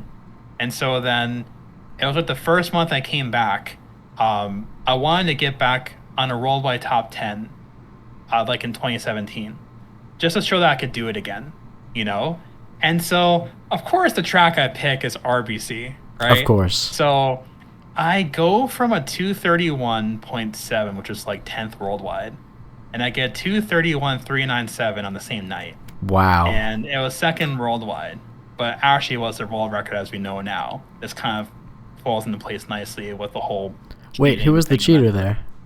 Russo. Oh, that's right. That's right. Okay. Yeah, yeah. It's coming So back to me. like, yeah, classic example there too, right? But even Yep. still, like I was able to feel like I had integrity again with that, which was really fun. And then kind of the rest is history from there. I started out to set some other, time trial goals here and there. I never directly tried competing for like the players page average finish ranks again. That was just way too grindy for me at this current stage, especially because my free time is way more limited now. Right. Now that I'm older with different obligations. If I was still like 16, I probably would like slave all day to try and grind some ranks. Don't get me wrong, but I'm kind of just more after just longer term goals I've had, as we talked about before. Like, what what's our potential for a track? What our interest is? How badly do you want to get that time? I still want 130 on GC and Mario Circuit as an example, right? As everyone knows. I have faith. Yes, thank you. I should have had that in 2010, but that's besides the point, But still, like, yeah, on this after just big goals that I'll be very satisfied to reach. Like, my favorite time the past couple of years is my 230 on RBC. That felt like a world record run to me, personally. Like, for what it meant to me to actually see that goal out that I had for multiple years way back and thought that it was so impossible to do. The fact that I set that run, that's like probably like my most favorite PB I've set since coming back in 2017 for sure. No, that was definitely like a really fun development to watch, like especially in your timesheet reviews. Every time you got to RBC, it was like, all right, it's time. NMeade's Big Bad Castle. Let's get it. Yeah. I love it. I just love every second of it. But yeah, it was really fun watching your progression there, and especially watching you reach your final goal by like one millisecond to spare. It was really cool to watch. So you've had like a long history with that track as well, right? Like, how did that all start? Yeah, so I've always loved RBC. I first got enrolled by Tops there. It was either late 2008 or early 2009. It was like a 233.34 something, and that was before spin drifting was a thing. So RBC was actually a very hard track for just the last turn, because you would do just a 2008 drift and hope for the best on that, and run her out to the Superman, because that was before the whole like slip on the bridge to make that turn super easy.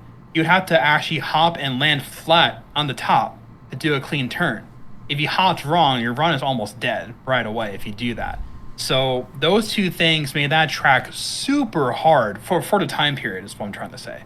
So I still excel pretty fast. Eventually, not everyone knows this, but eventually the track went to Daisy, because Brendan got the first 232.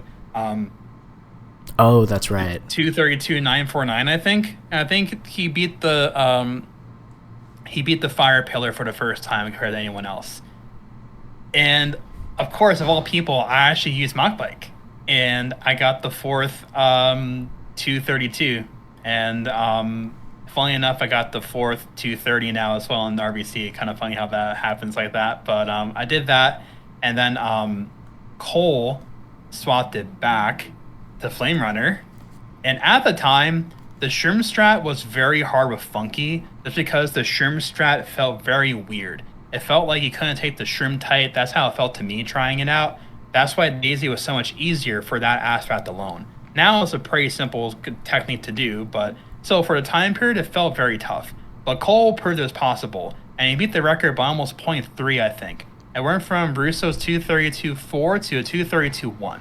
And then I eventually tried again, and I got very close. And then I got the record. And that's one of my favorite time periods, because it was Cole, me, Rocky Light. There was Nagiza. I think Russo tried a little bit too. I think Nobuo tried a little bit, because Nobuo and Russo went back and forth, I think, with Mach Bike before Cole got his time. But then I eventually got 232.118, I think. That was really cool. And then our French player, Marco, he's amazing. He's one of my favorite people I competed against. He's a very successful Zelda overall speedrunner streamer now as well. So shout out to Marco. But yeah, he sniped all of us and got the first 231. And then Rocky Light got it back, and then Nagiza got it back with a .8. And eventually we saw Nagiza was a cheater too. Speaking of cheaters, right? Yeah. With Rapid Fire, right? And then I beat Nagiza with my .7. So yeah, it's always been one of my favorite tracks. Definitely the development of spin drifting tech made it way easier for the last turn. But still, it's such a satisfying track to play. But it's the longest vanilla track, the biggest test of raw consistency. It's just very satisfying to get a really good run there, because to maintain your focus like that is very hard. You know, you need different skill sets and mindsets for different levels and lengths of tracks. But that one it feels like it's kind of its own little, like, scary part a little bit. It's like it's the longest track, and it's like it had to be so consistent for so long. It's fairly simple for a lot of it, but then it kind of ramps up in the second half of the lap, and like, I don't know. It's just sometimes it's the intangibles of what you like, you know? Like, what draws me to Maple Treeway? It's still my favorite track in all of Mario Kart, right? Like, Right. A lot of things I can objectively say that I like, but it's just the intangible. I just like it, you know? It's like I like RBC and other tracks, for sure. Yeah, it's so interesting how, I don't know, just the developments on the track, it has such a good history. I think it really well kind of reflects just what was thought to be fastest at the time. Like you mentioned, switching to mock bike was a really interesting development, and then switching back once we realized it was, faster on Flame Runner, at least at that time. Yeah. Now they're almost neck and neck. The former task by Zach was tied, both of them. So it was tied. I think it was 228, 326. He tasked both Daisy and Funky, and they were tied 326. Did a whole comparison video. It was wild, for sure. Yeah, no, that was incredible. Mock can still get record now, but it's one of the most entertaining tracks because it's had that trading of the guard back and forth with the bikes. Oh, absolutely. Shout outs to Peach Gardens as well. I love that track. All the transmission mode changes, and then going to automatic and manual, then the Flame Runner. Like, that was such a huge development too when that happened. Like, in recent time, like that was one of the things that me and Doom and Nobu would play for fun. It's just Peach Gardens Flame Runner, because it wasn't the fastest at the time, right? Yeah. And now that it's actually viable, and you can mitigate not getting chain chomped with the spear, let's go. That's awesome. Yeah, it's really incredible that it wasn't just one strategy change, but it was two of them. You have the Scorpy strat after the hedge maze, and then in the hedge maze you have, I don't know if that has a name, just the new MT strategy. Yeah, it's like that little going around that hedge and into the little slipping stuff. That is hard. Yeah. Yeah, man, because for me, I've always had a mental block with doing mini turboless slips in that direction. I can do it all day the opposite way, but the fact that it's I think it's a right to left. Yeah, it's a right to left main turboless and slip drift. I just can't do it. Just here, it's just a mental block. I don't know why. Left to right, I can do that all day long. I did that in one of my GC and Mario Circuit World Records where I missed that MT one time. And I had the main turboless slip. Missed it by a frame or whatever, but still I got it. Well, it's the opposite way. So that strat, unless you're doing I don't know, right-hand claw or something, skill issue. That's what I'll call that, right? For me, skill issue. I can't do that, so. No, there definitely is something to what you're saying.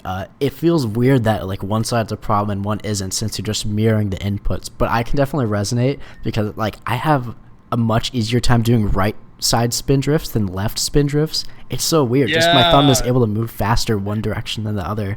I had that for a while too, especially you can do spin the spin drift wheelie where it's you spin drift and you hit a wheelie right away, like the Toast Factory stompers on the right hand side. Yeah. I couldn't do the right side in one giant straight line like that for the longest time. Really? I just couldn't do that spin drift and land in the wheelie straight. I couldn't do it as well. I was mentally blocked on that for a while. Yeah, there definitely is. Yeah. No, but Yeah, for it's so sure. interesting that RBC is really like mentally demanding, especially in terms of like the nerves. Because at least if you're on a track like Grumble Volcano, I'm sure, or like I mean the glitch category, but when you get nervous, it doesn't last for more than a few seconds. The run is Good over point. before you Yeah. know Yeah. it. Yeah. But yeah, I can imagine like Actually, a being good on point. world Yeah. record pace into lap 3, still having nearly a minute of driving to do. I mean, how did you manage those kinds of nerves? Was it the kind of method you mentioned before with that you described with Cole? 100%, especially when getting the world record there the first time and getting my 230 as well. And getting my 230 was that and another thing. So I kept on telling myself when I was getting fails last year for that run, for that time, is almost always your gameplay and what you practice is the fastest strats. You're not practicing backups or playing slow as your primary driving method. So I got a pace lap 3, got a flat chain, and I almost lost it on the second turn. Like I almost slipped off the control stick.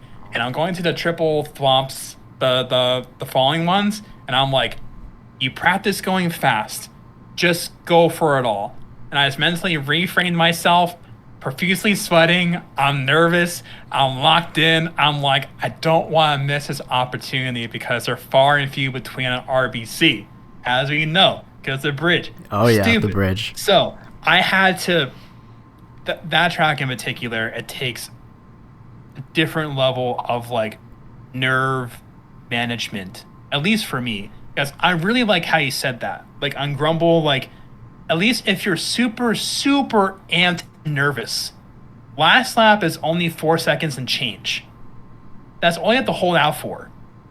But it's a different level of nerves, and I respect it because that's a different way of playing for that short Right. category. But for this, complete other type of mental talk you have to do, right? Because here's the thing too. It's a lot of precise turns, sometimes long straights, and on the long straights, it gives you time to kind of second guess yourself, right? Right. And like talk yourself out of something or talk yourself into doing a backup strat when you don't need it, right? So, yeah, like I definitely have different nerves for tracks, but also different nerve management for certain categories and tracks for sure. RBC is one of those just out there, you know. Yeah, no, I definitely think Anomaly. the kind of mental game you have to play definitely varies with the category, and also of course depending how fast your pace is. But yeah, I really do like that mentality of just kind of setting the farthest fail as your new goal. I think that's a very good way of framing it to improve. Yeah, Yeah. because I think before the 230, I think the last benchmark was, I think right before the spiral. I don't think it was after the spiral or the last turn. I think it was right before the spiral was like my pre 230 pace PB, as I speak in those terms. So I feel like RTA strategies, sort of like the Warriors Goldmine Detach and the new DK Jungle Parkway Shroom, have really been crucial for maintaining high-level world record activity. But given that we're so far into the game now, we're 16 years removed, it feels like these new strategies aren't as common as they once were, and the world records are only getting more optimized. So do you think we're running out of no shortcut strategies? And if so, like, how do you see the future of no shortcut time trials going, if that is the case? Good question. So, I guess I can partially agree with that, but it's also partially saying that too, that like I had so I handy a little prop here today, fellas. So this game, man, listen, Yep. this is the most basic way to play Mario Kart. This is pretty much no shortcut, right? So no like shortcut strategy progression, and it still gets improvements, right? But still, here's the thing. So I want to say I still think a couple of RTA viable strategies have been discovered by TASers or within like dolphin exploration, right? Right. So I don't think we're out of strategies yet. I think there's almost no limit, to be honest, because it's Mario Kart Wii, right? Like, it's the most unrestricted way to play a Mario Kart, right? Right. So it's like there can always be something new to be discovered, and always a new set of eyes, right? This might be a really random, not analogy, a really random story. Okay. But I was telling you earlier in the audience earlier about tasvideos.org, right? And one of my favorite games of all time, Thousand Year Door. So that's a game. Paper Mario. And, yep. Yep. So I believe it was that game, and I think her name is Chronicies. I think she's an older tasser from back in the day, and she was known as like a really high tier tasser. I don't think she was RTA. I think she was an actual tasser for games, and I don't think she was commissioned, but I think someone asked her to see if she could like just find something to try and break TTYD. I think it was TTYD or Paper Mario 64. It was one of those games. It was a very long time ago. But both of those games were notoriously like not broken at all. I don't know if you've watched any of those games before, but especially Paper Mario 64, that game is completely busted in every way now. Like you can do Really? like reverse card order, like oh man, when we're done talking in your spare time this week, watch a Paper Mario 64 speedruns and tasks, brother, because that is the game is super like fall through like levels and walls and like do card skips and sequence breaks and a bunch of different stuff. It's completely busted. And I don't know if she did that game or TTYD, but she was pivotal in actually starting to break one of those games. And it just goes to show that wasn't one of her games. She was tasking and doing strats. I think she did strat development for other games. That wasn't like her main thing, her main game. But then she had a fresh set of eyes, and she helped to break apart the game and start that sequence there, right? So this goes to show that it takes a fresh set of eyes sometimes just to see, because we have our fatigue for years. I've seen the exact same thing for forever. I've been playing this for 16 years on and off. For sure, I've glossed over half the time. Like one thing I definitely appreciate is like people that can innovate and find new strats. That was one thing I really wish I could have done. I did a little bit in my time, but nowhere near like other cool stuff that other people can do. People just have that eye and that nuance and kind of understanding what can be done, right?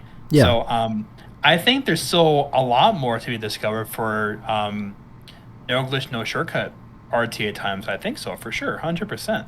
So if anything, I'm definitely more encouraged because now we have Dolphin, save states, the task community is very big now. And honestly, more RTA runners are becoming a bit more savvy with like emulation and trying to hunt for things on their own. Oh, definitely. So if anything, if just more eyes trying to do something, I think it's only a matter of time before more strats are developed. And let's say hypothetically, right, even from this day on for 10 years, not one new strategy is discovered, almost everything will be beaten no matter what anyway. So I'm not worried about a thing about, stagnation of anything like that. No way. No, I think you definitely raised some good points there.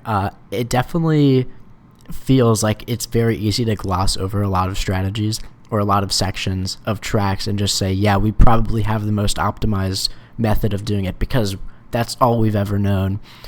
But I'm pretty sure like a new glitch strat on Mario Circuit was just used by like Zoran the other day.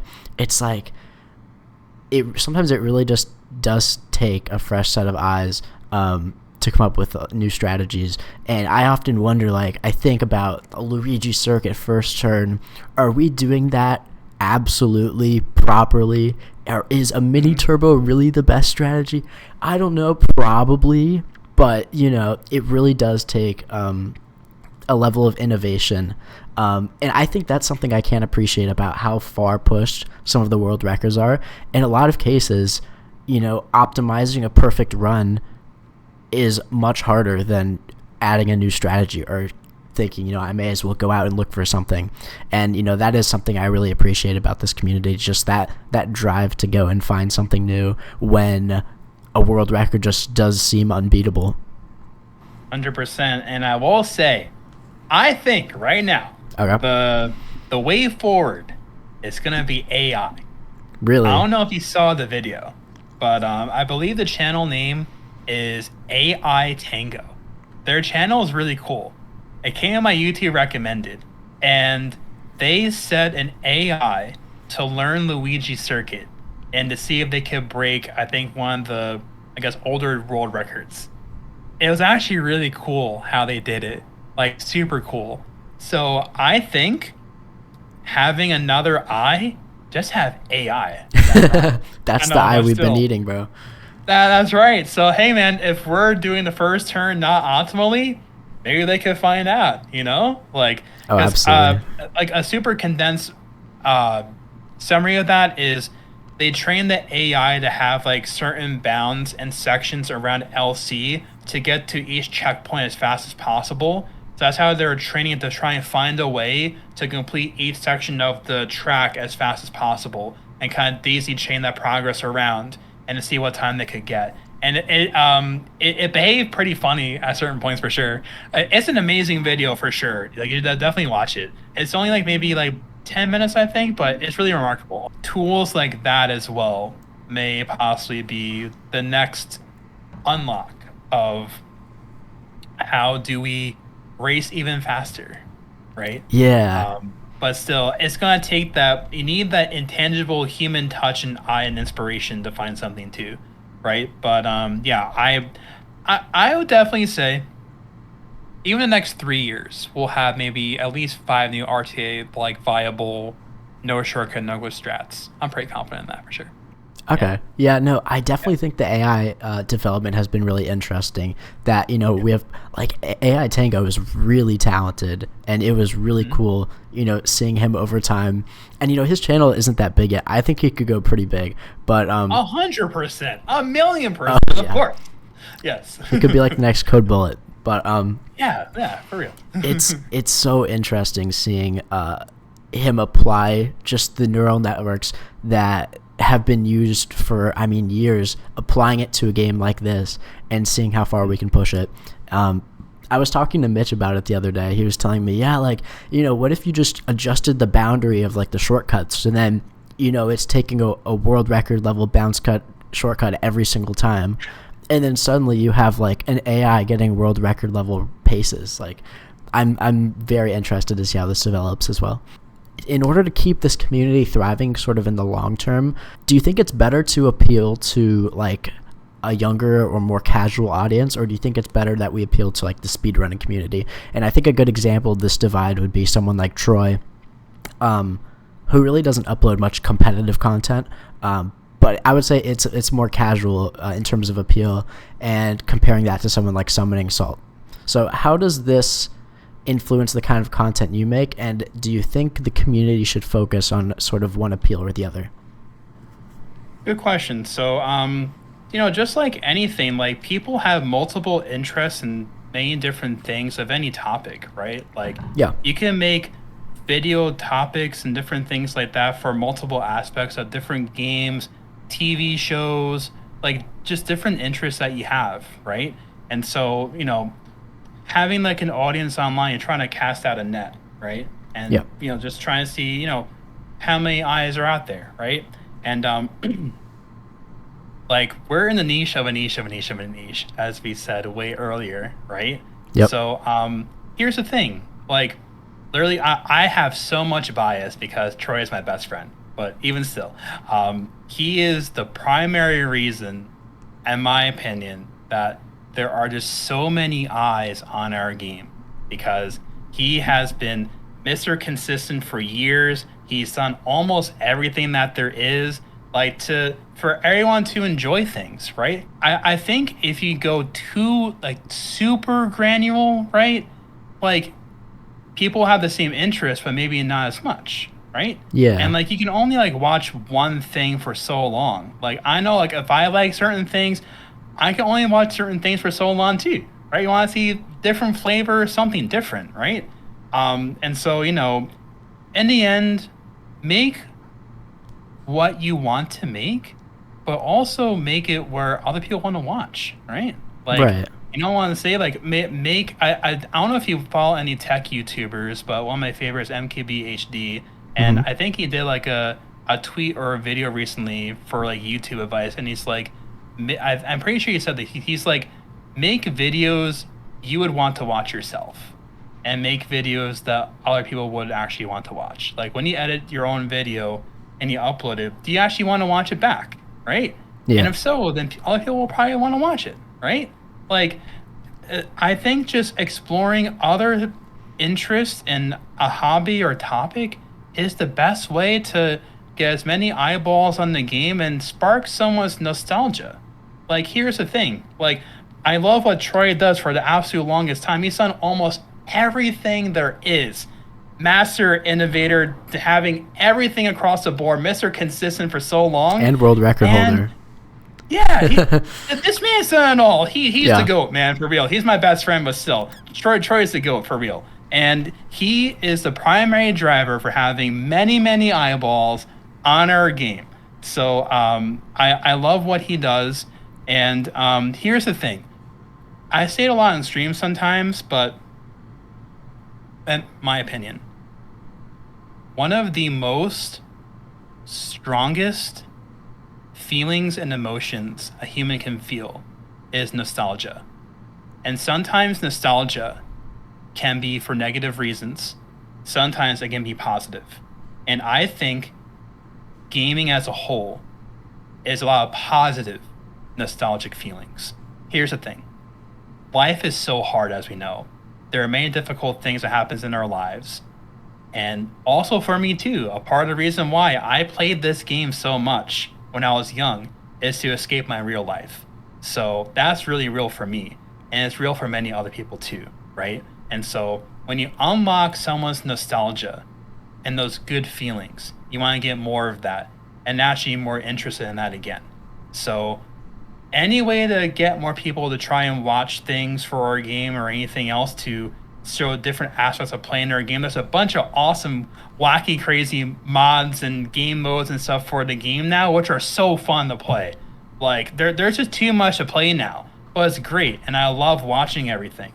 So, just appeal to, a wider audience and see maybe they actually want to play, and they see that it's easily accessible. That's the other thing, too, is showing that this game is easily accessible for people to actually play. So he has like a wonderful tutorial, Troy, by the way, for like installing a CTGP. He has like 1 million views now or something. Like he's the primary driver, man. He's the GOAT, driving 1 million people to try and download CTGP. Absolutely. That man is the GOAT. Like no one else has gone close to that, as we know, right? So that's massive positive influence, So it's just showing that this is cool to do. Nostalgia is great. And you can enjoy watching different aspects of gameplay, but also you can also participate with a low barrier to entry. I think a Wii is like $30-$40 or something. Like to get Really? a full rig is like, yeah, I think so. Wow. Yeah, it's pretty cheap. I think so. I think the disc is almost more expensive than the console. That's incredible. Sure. But still, I think for a full rig to play, it's like probably like $100 or $80 or something. If you get like a garage sale or like a gaming store or something like that, or like Amazon, whatever, So it's just, because again, you can do different like sports highlights or roundtables or talk about stats or anything else. You can do many different things, and that's appealing to a wide, greater audience to capture more people's interest and try to participate too. Because in the end, I don't want to speak for anyone else, but I would love for more people to be interested in time trials and playing the game and having a more active player base, right? Like, Absolutely. imagine Lounge had like 5,000 active like players online every day, like 100+ matches at one time. Overall, how insane would that be? Because I know a lot of people want to make Mario Kart like a giant esport, right?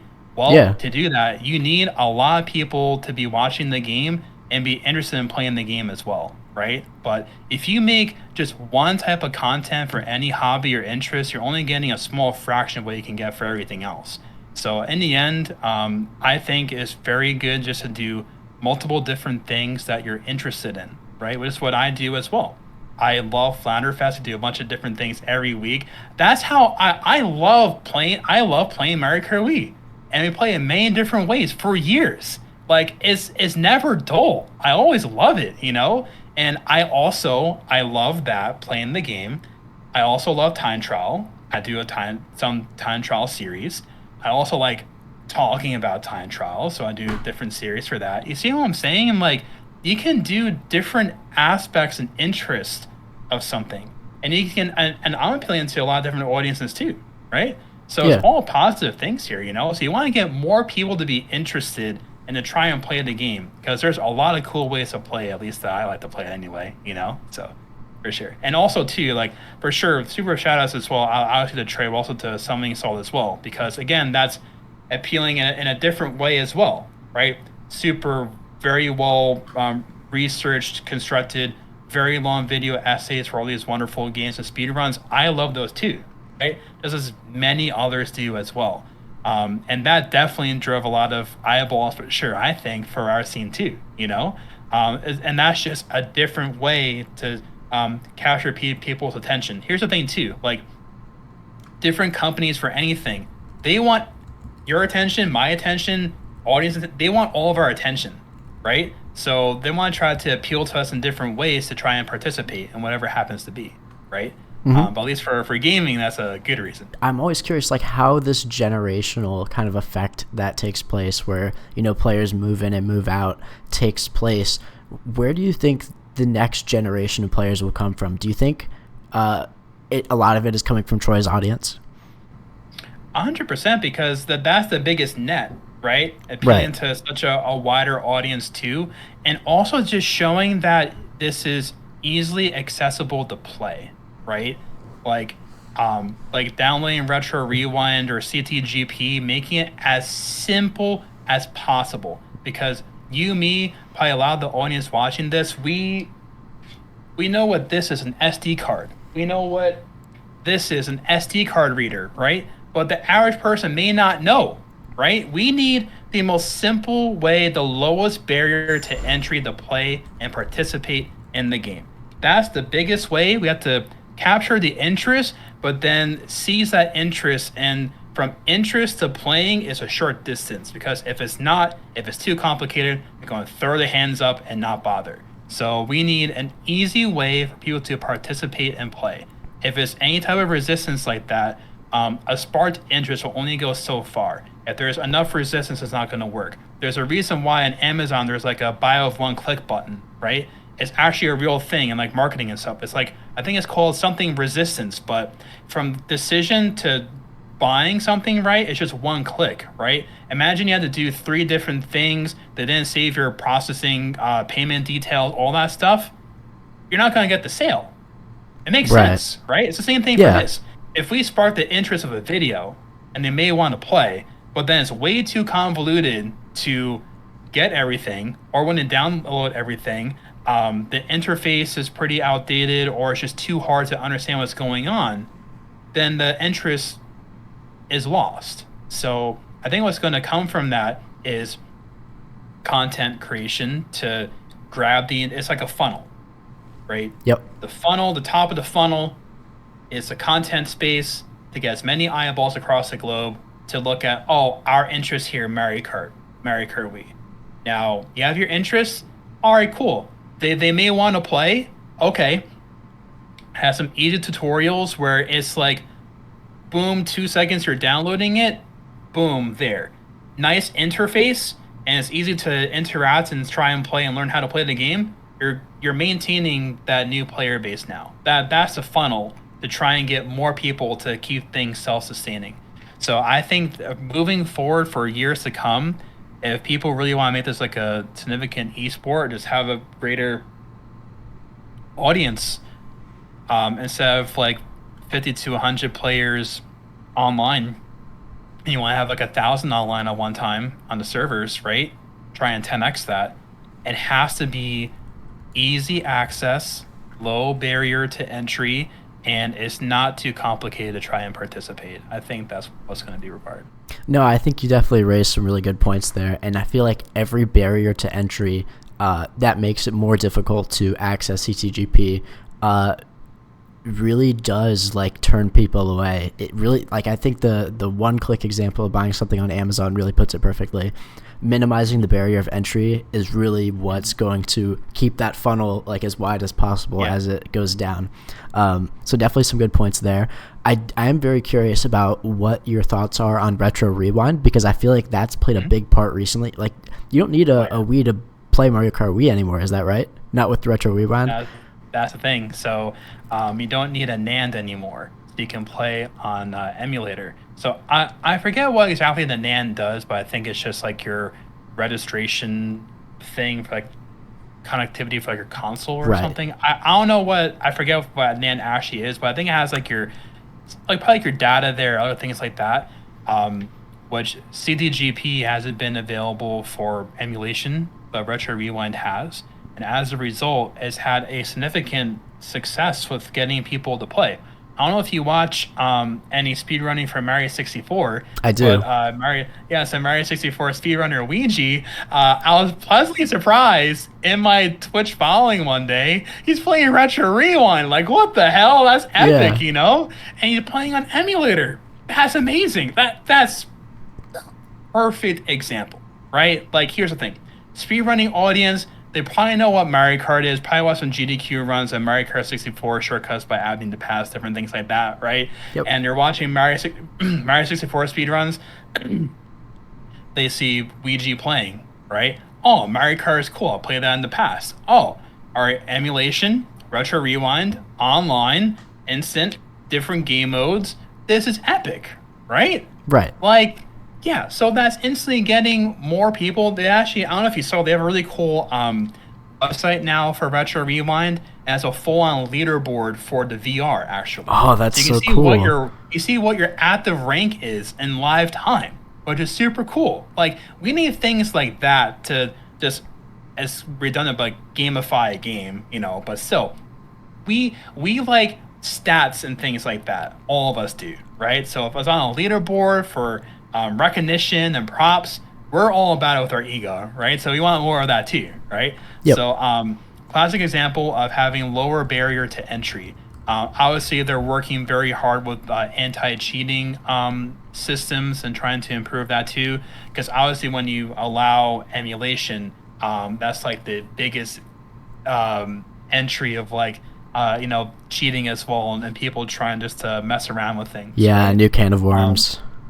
Exactly. So I don't know if you follow Melee at all, but I think they have it's like, I don't think it's Project M. It's like one of their, it's called Slippy Mod or something, where like I think they compete Melee players on emulator, but like it's completely like not hack proof, but it's a very high integrity of gameplay for that. Really? And that's on emulator. So they found a way to have that be like a mainstay for competition at the end of the day.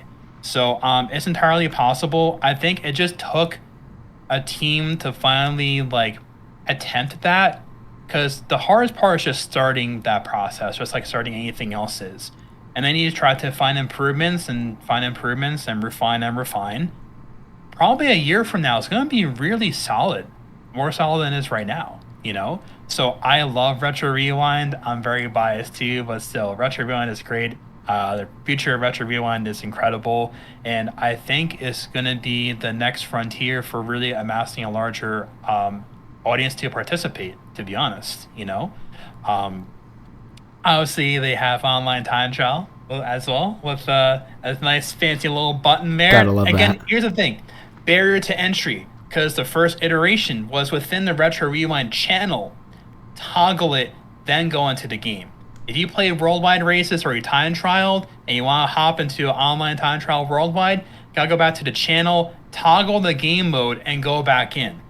Now it's just you load up and you click and you join. That's See so what cool. I mean? Yeah. So like that's the thing, man. That's a classic example of interest, playing, participating. It has to be like that. Any too much friction and resistance there, the interest is gone and they're doing something else. So it has to be simple, to the point, anyone can understand, and it continues to capture that interest where they're actually participating for sure. And I think Retro V1 is doing all of that really well, and it's going to continue to do that really well for the future. No, yeah, I definitely like the idea of the 30,000 VR limit, and I really Yeah. like the leaderboard. I feel like that's Hmm. kind of it's almost like rediscovering the kind of competitive potential we see in so many of our players. In that, Hmm. like the what was unique about Mario Kart Wii is that we had online leaderboards that enabled all this competition, and through the ingenuity of our community, we've added upon that and created another metric through which our players can compete. Uh, and especially like you mentioned with the low barriers of entry, I think we have so much potential with Retro Rewind. And I'm 100%. definitely looking forward to the future in that regard. I guess I can go ahead and move on to like the miscellaneous questions to kind of close things off. Yeah, so I have to know because I've seen your Instagram and I've seen like your gym grind. I'm wondering, are you training Yeah. for anything in particular? Oh, good question. So, I'd say mostly it's just trying to be in good shape just for hiking. I love hiking, and whenever I travel, I love doing big new hikes. So I've posted a lot of different things about big new mountains that I've done. Mm-hmm. So I'm just being in shape for that and just being functional, you know. I love to try and push myself in the gym. It's very fun to do. I've always enjoyed that from a younger age. So I'm not like a bodybuilder or anything else like that, But that'd be cool. But I'm nowhere near that, But yeah, I really enjoy, just being functional and healthy, because a couple years ago I had a string of maybe at least probably a couple years where I had just very random health things go on that was just very mysterious, and a lot of the doctors at different hospital systems just didn't understand what was happening with me. Mm-hmm. So if more than one team of doctors don't know why something's occurring to you, it's frustrating.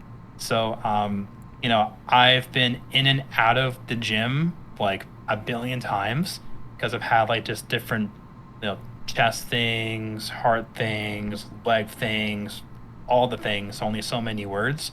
And so, having to restart incessantly is very frustrating, I must say. Like, I have so much frustration with the whole thing, but in the end, it's like if you're opening your eyes in a new day, it's a new day for opportunity, and you're blessed with another day to try and live your life and just be thankful for the functional state that you have. And as long as I can stand on my own 2 feet and move around, I want to do my best to um, make the most of the opportunity that I'm given with my day, and at least to try and do some really cool things. So that's almost harping back to the whole like balance thing we're talking about too. Like, try not to lose sight of like the bigger picture of life and things you want to enjoy. And there's a lot of just distractions with life and social media, and people are stuck to their phone all the time, and it's like this is not life, right? Like, Absolutely. just interfacing into the world, that's our life. And don't let that pass you by, because eventually, I'm telling you, like, I'm speaking like I'm a 90-year-old man, but still, I'm an aged, ripe, old soul at 30 years old. But still, I've been through enough to say that years eventually go by very quick. And eventually you look back and say, wow, I did almost nothing. Or I actually did some pretty cool things. Maybe some bumps and bruises along the way, maybe just some hurdles and things out of your control happened, but you still made the most of what you had in your moments, and you still went out of your way to have some cool things go on within your capacity, relatively speaking, and that you're still moving forward at the end of the day. So, that's really what I try and do. Is just each day I'm given an opportunity, if I possibly open my eyes in the morning, right? Because who knows? And then just try and make the most of it and just enjoy the opportunity that we have here and just do some really cool things. Obviously, not everyone likes nature like me, but still, like, maybe you like long distance running or biking or swimming Hey, or that's me. I yeah, yeah. So that's great, right? Yeah, and just Yeah. enjoying, the outside world. And I like photography and like nighttime photography and stuff like that. So that's another way to try and like to be interfacing into the outside world. Like, I'm speaking as I'm just looking outside. It's nighttime, but it's cool. Like, there's a different way of life at nighttime. You can like be stargazing, do nighttime photography, or do other activities too. Like, the it's so balance is hard. I've had a hard time balancing a lot of things for sure. Because I've been in and out of doing content stuff for forever now, you know. So Yeah. I'm not a full time creator. So with the limited time that I have, I try to do the best that I can, right? But still, find a balance that makes sense for your life, and just try to just live the most intentional, healthy life that you can.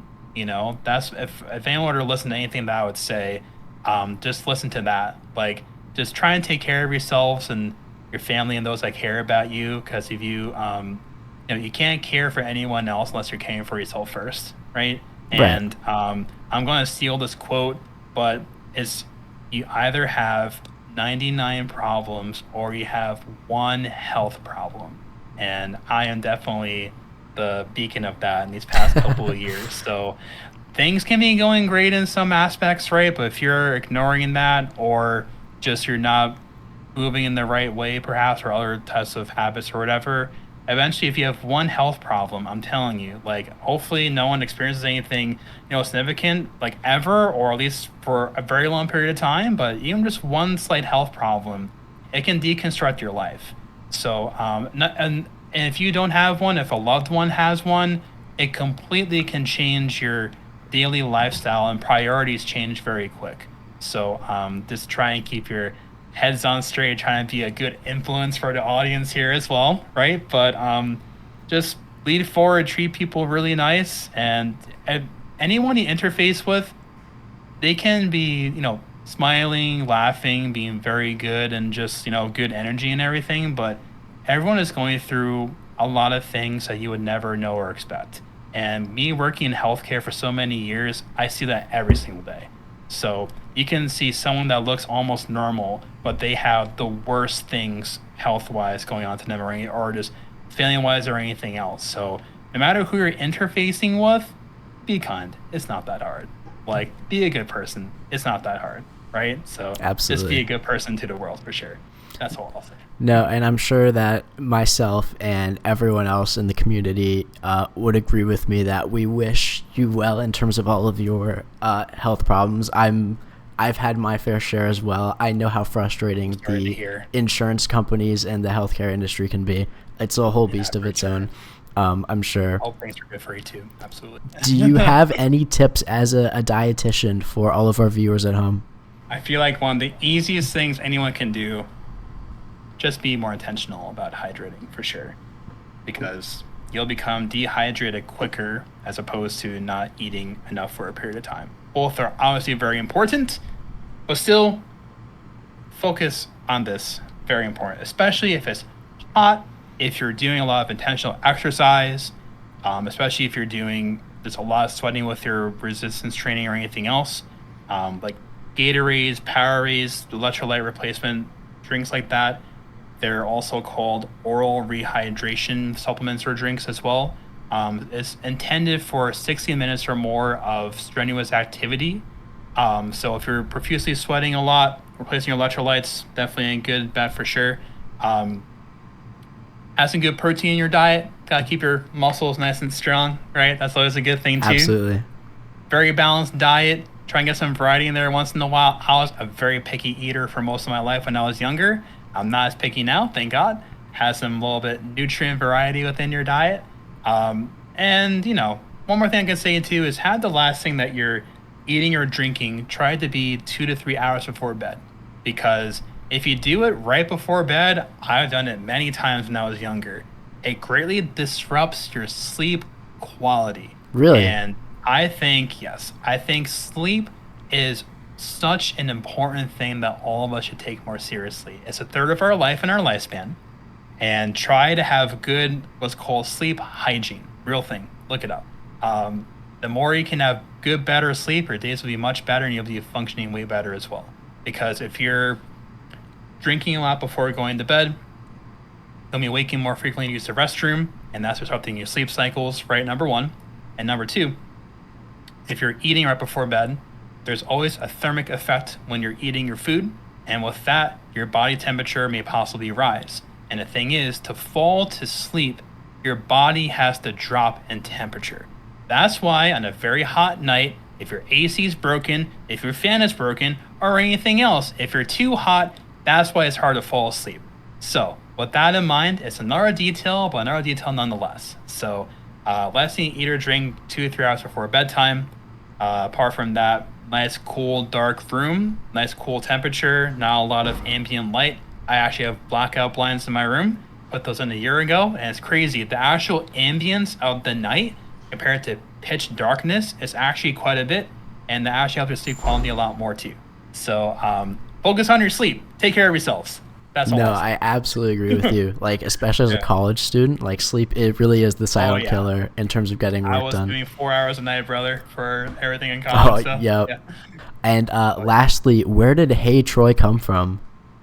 I just want to say hey to Troy. I just want to say hey to my friend. So, hey, Troy. Nothing wrong with that. Hey, Troy. That's right, man. Yep, and now it's just the giant running thing. So it's wonderful. Sometimes I'll just randomly just blurt out, hey, Troy. Yeah, no, it's pretty iconic at this point. Oh, yeah, for sure. So I'm one of my many catchphrases and sayings, for sure. Absolutely. Well, NMeade, I want to say thank you very much for joining me. The pleasure has absolutely been mine. I've absolutely loved getting to know you much more and gain some insights into your life, because especially like as a YouTuber, you know, you don't often get a very good perspective on you know, what their lives are actually like, and you know, you are just human like everyone else. So yeah, I really appreciate you joining me today. Thank you very much. Of course, and thank you for the opportunity, and I hope you guys enjoy watching and you got something useful out of this. So thank you for having me. Absolutely, man.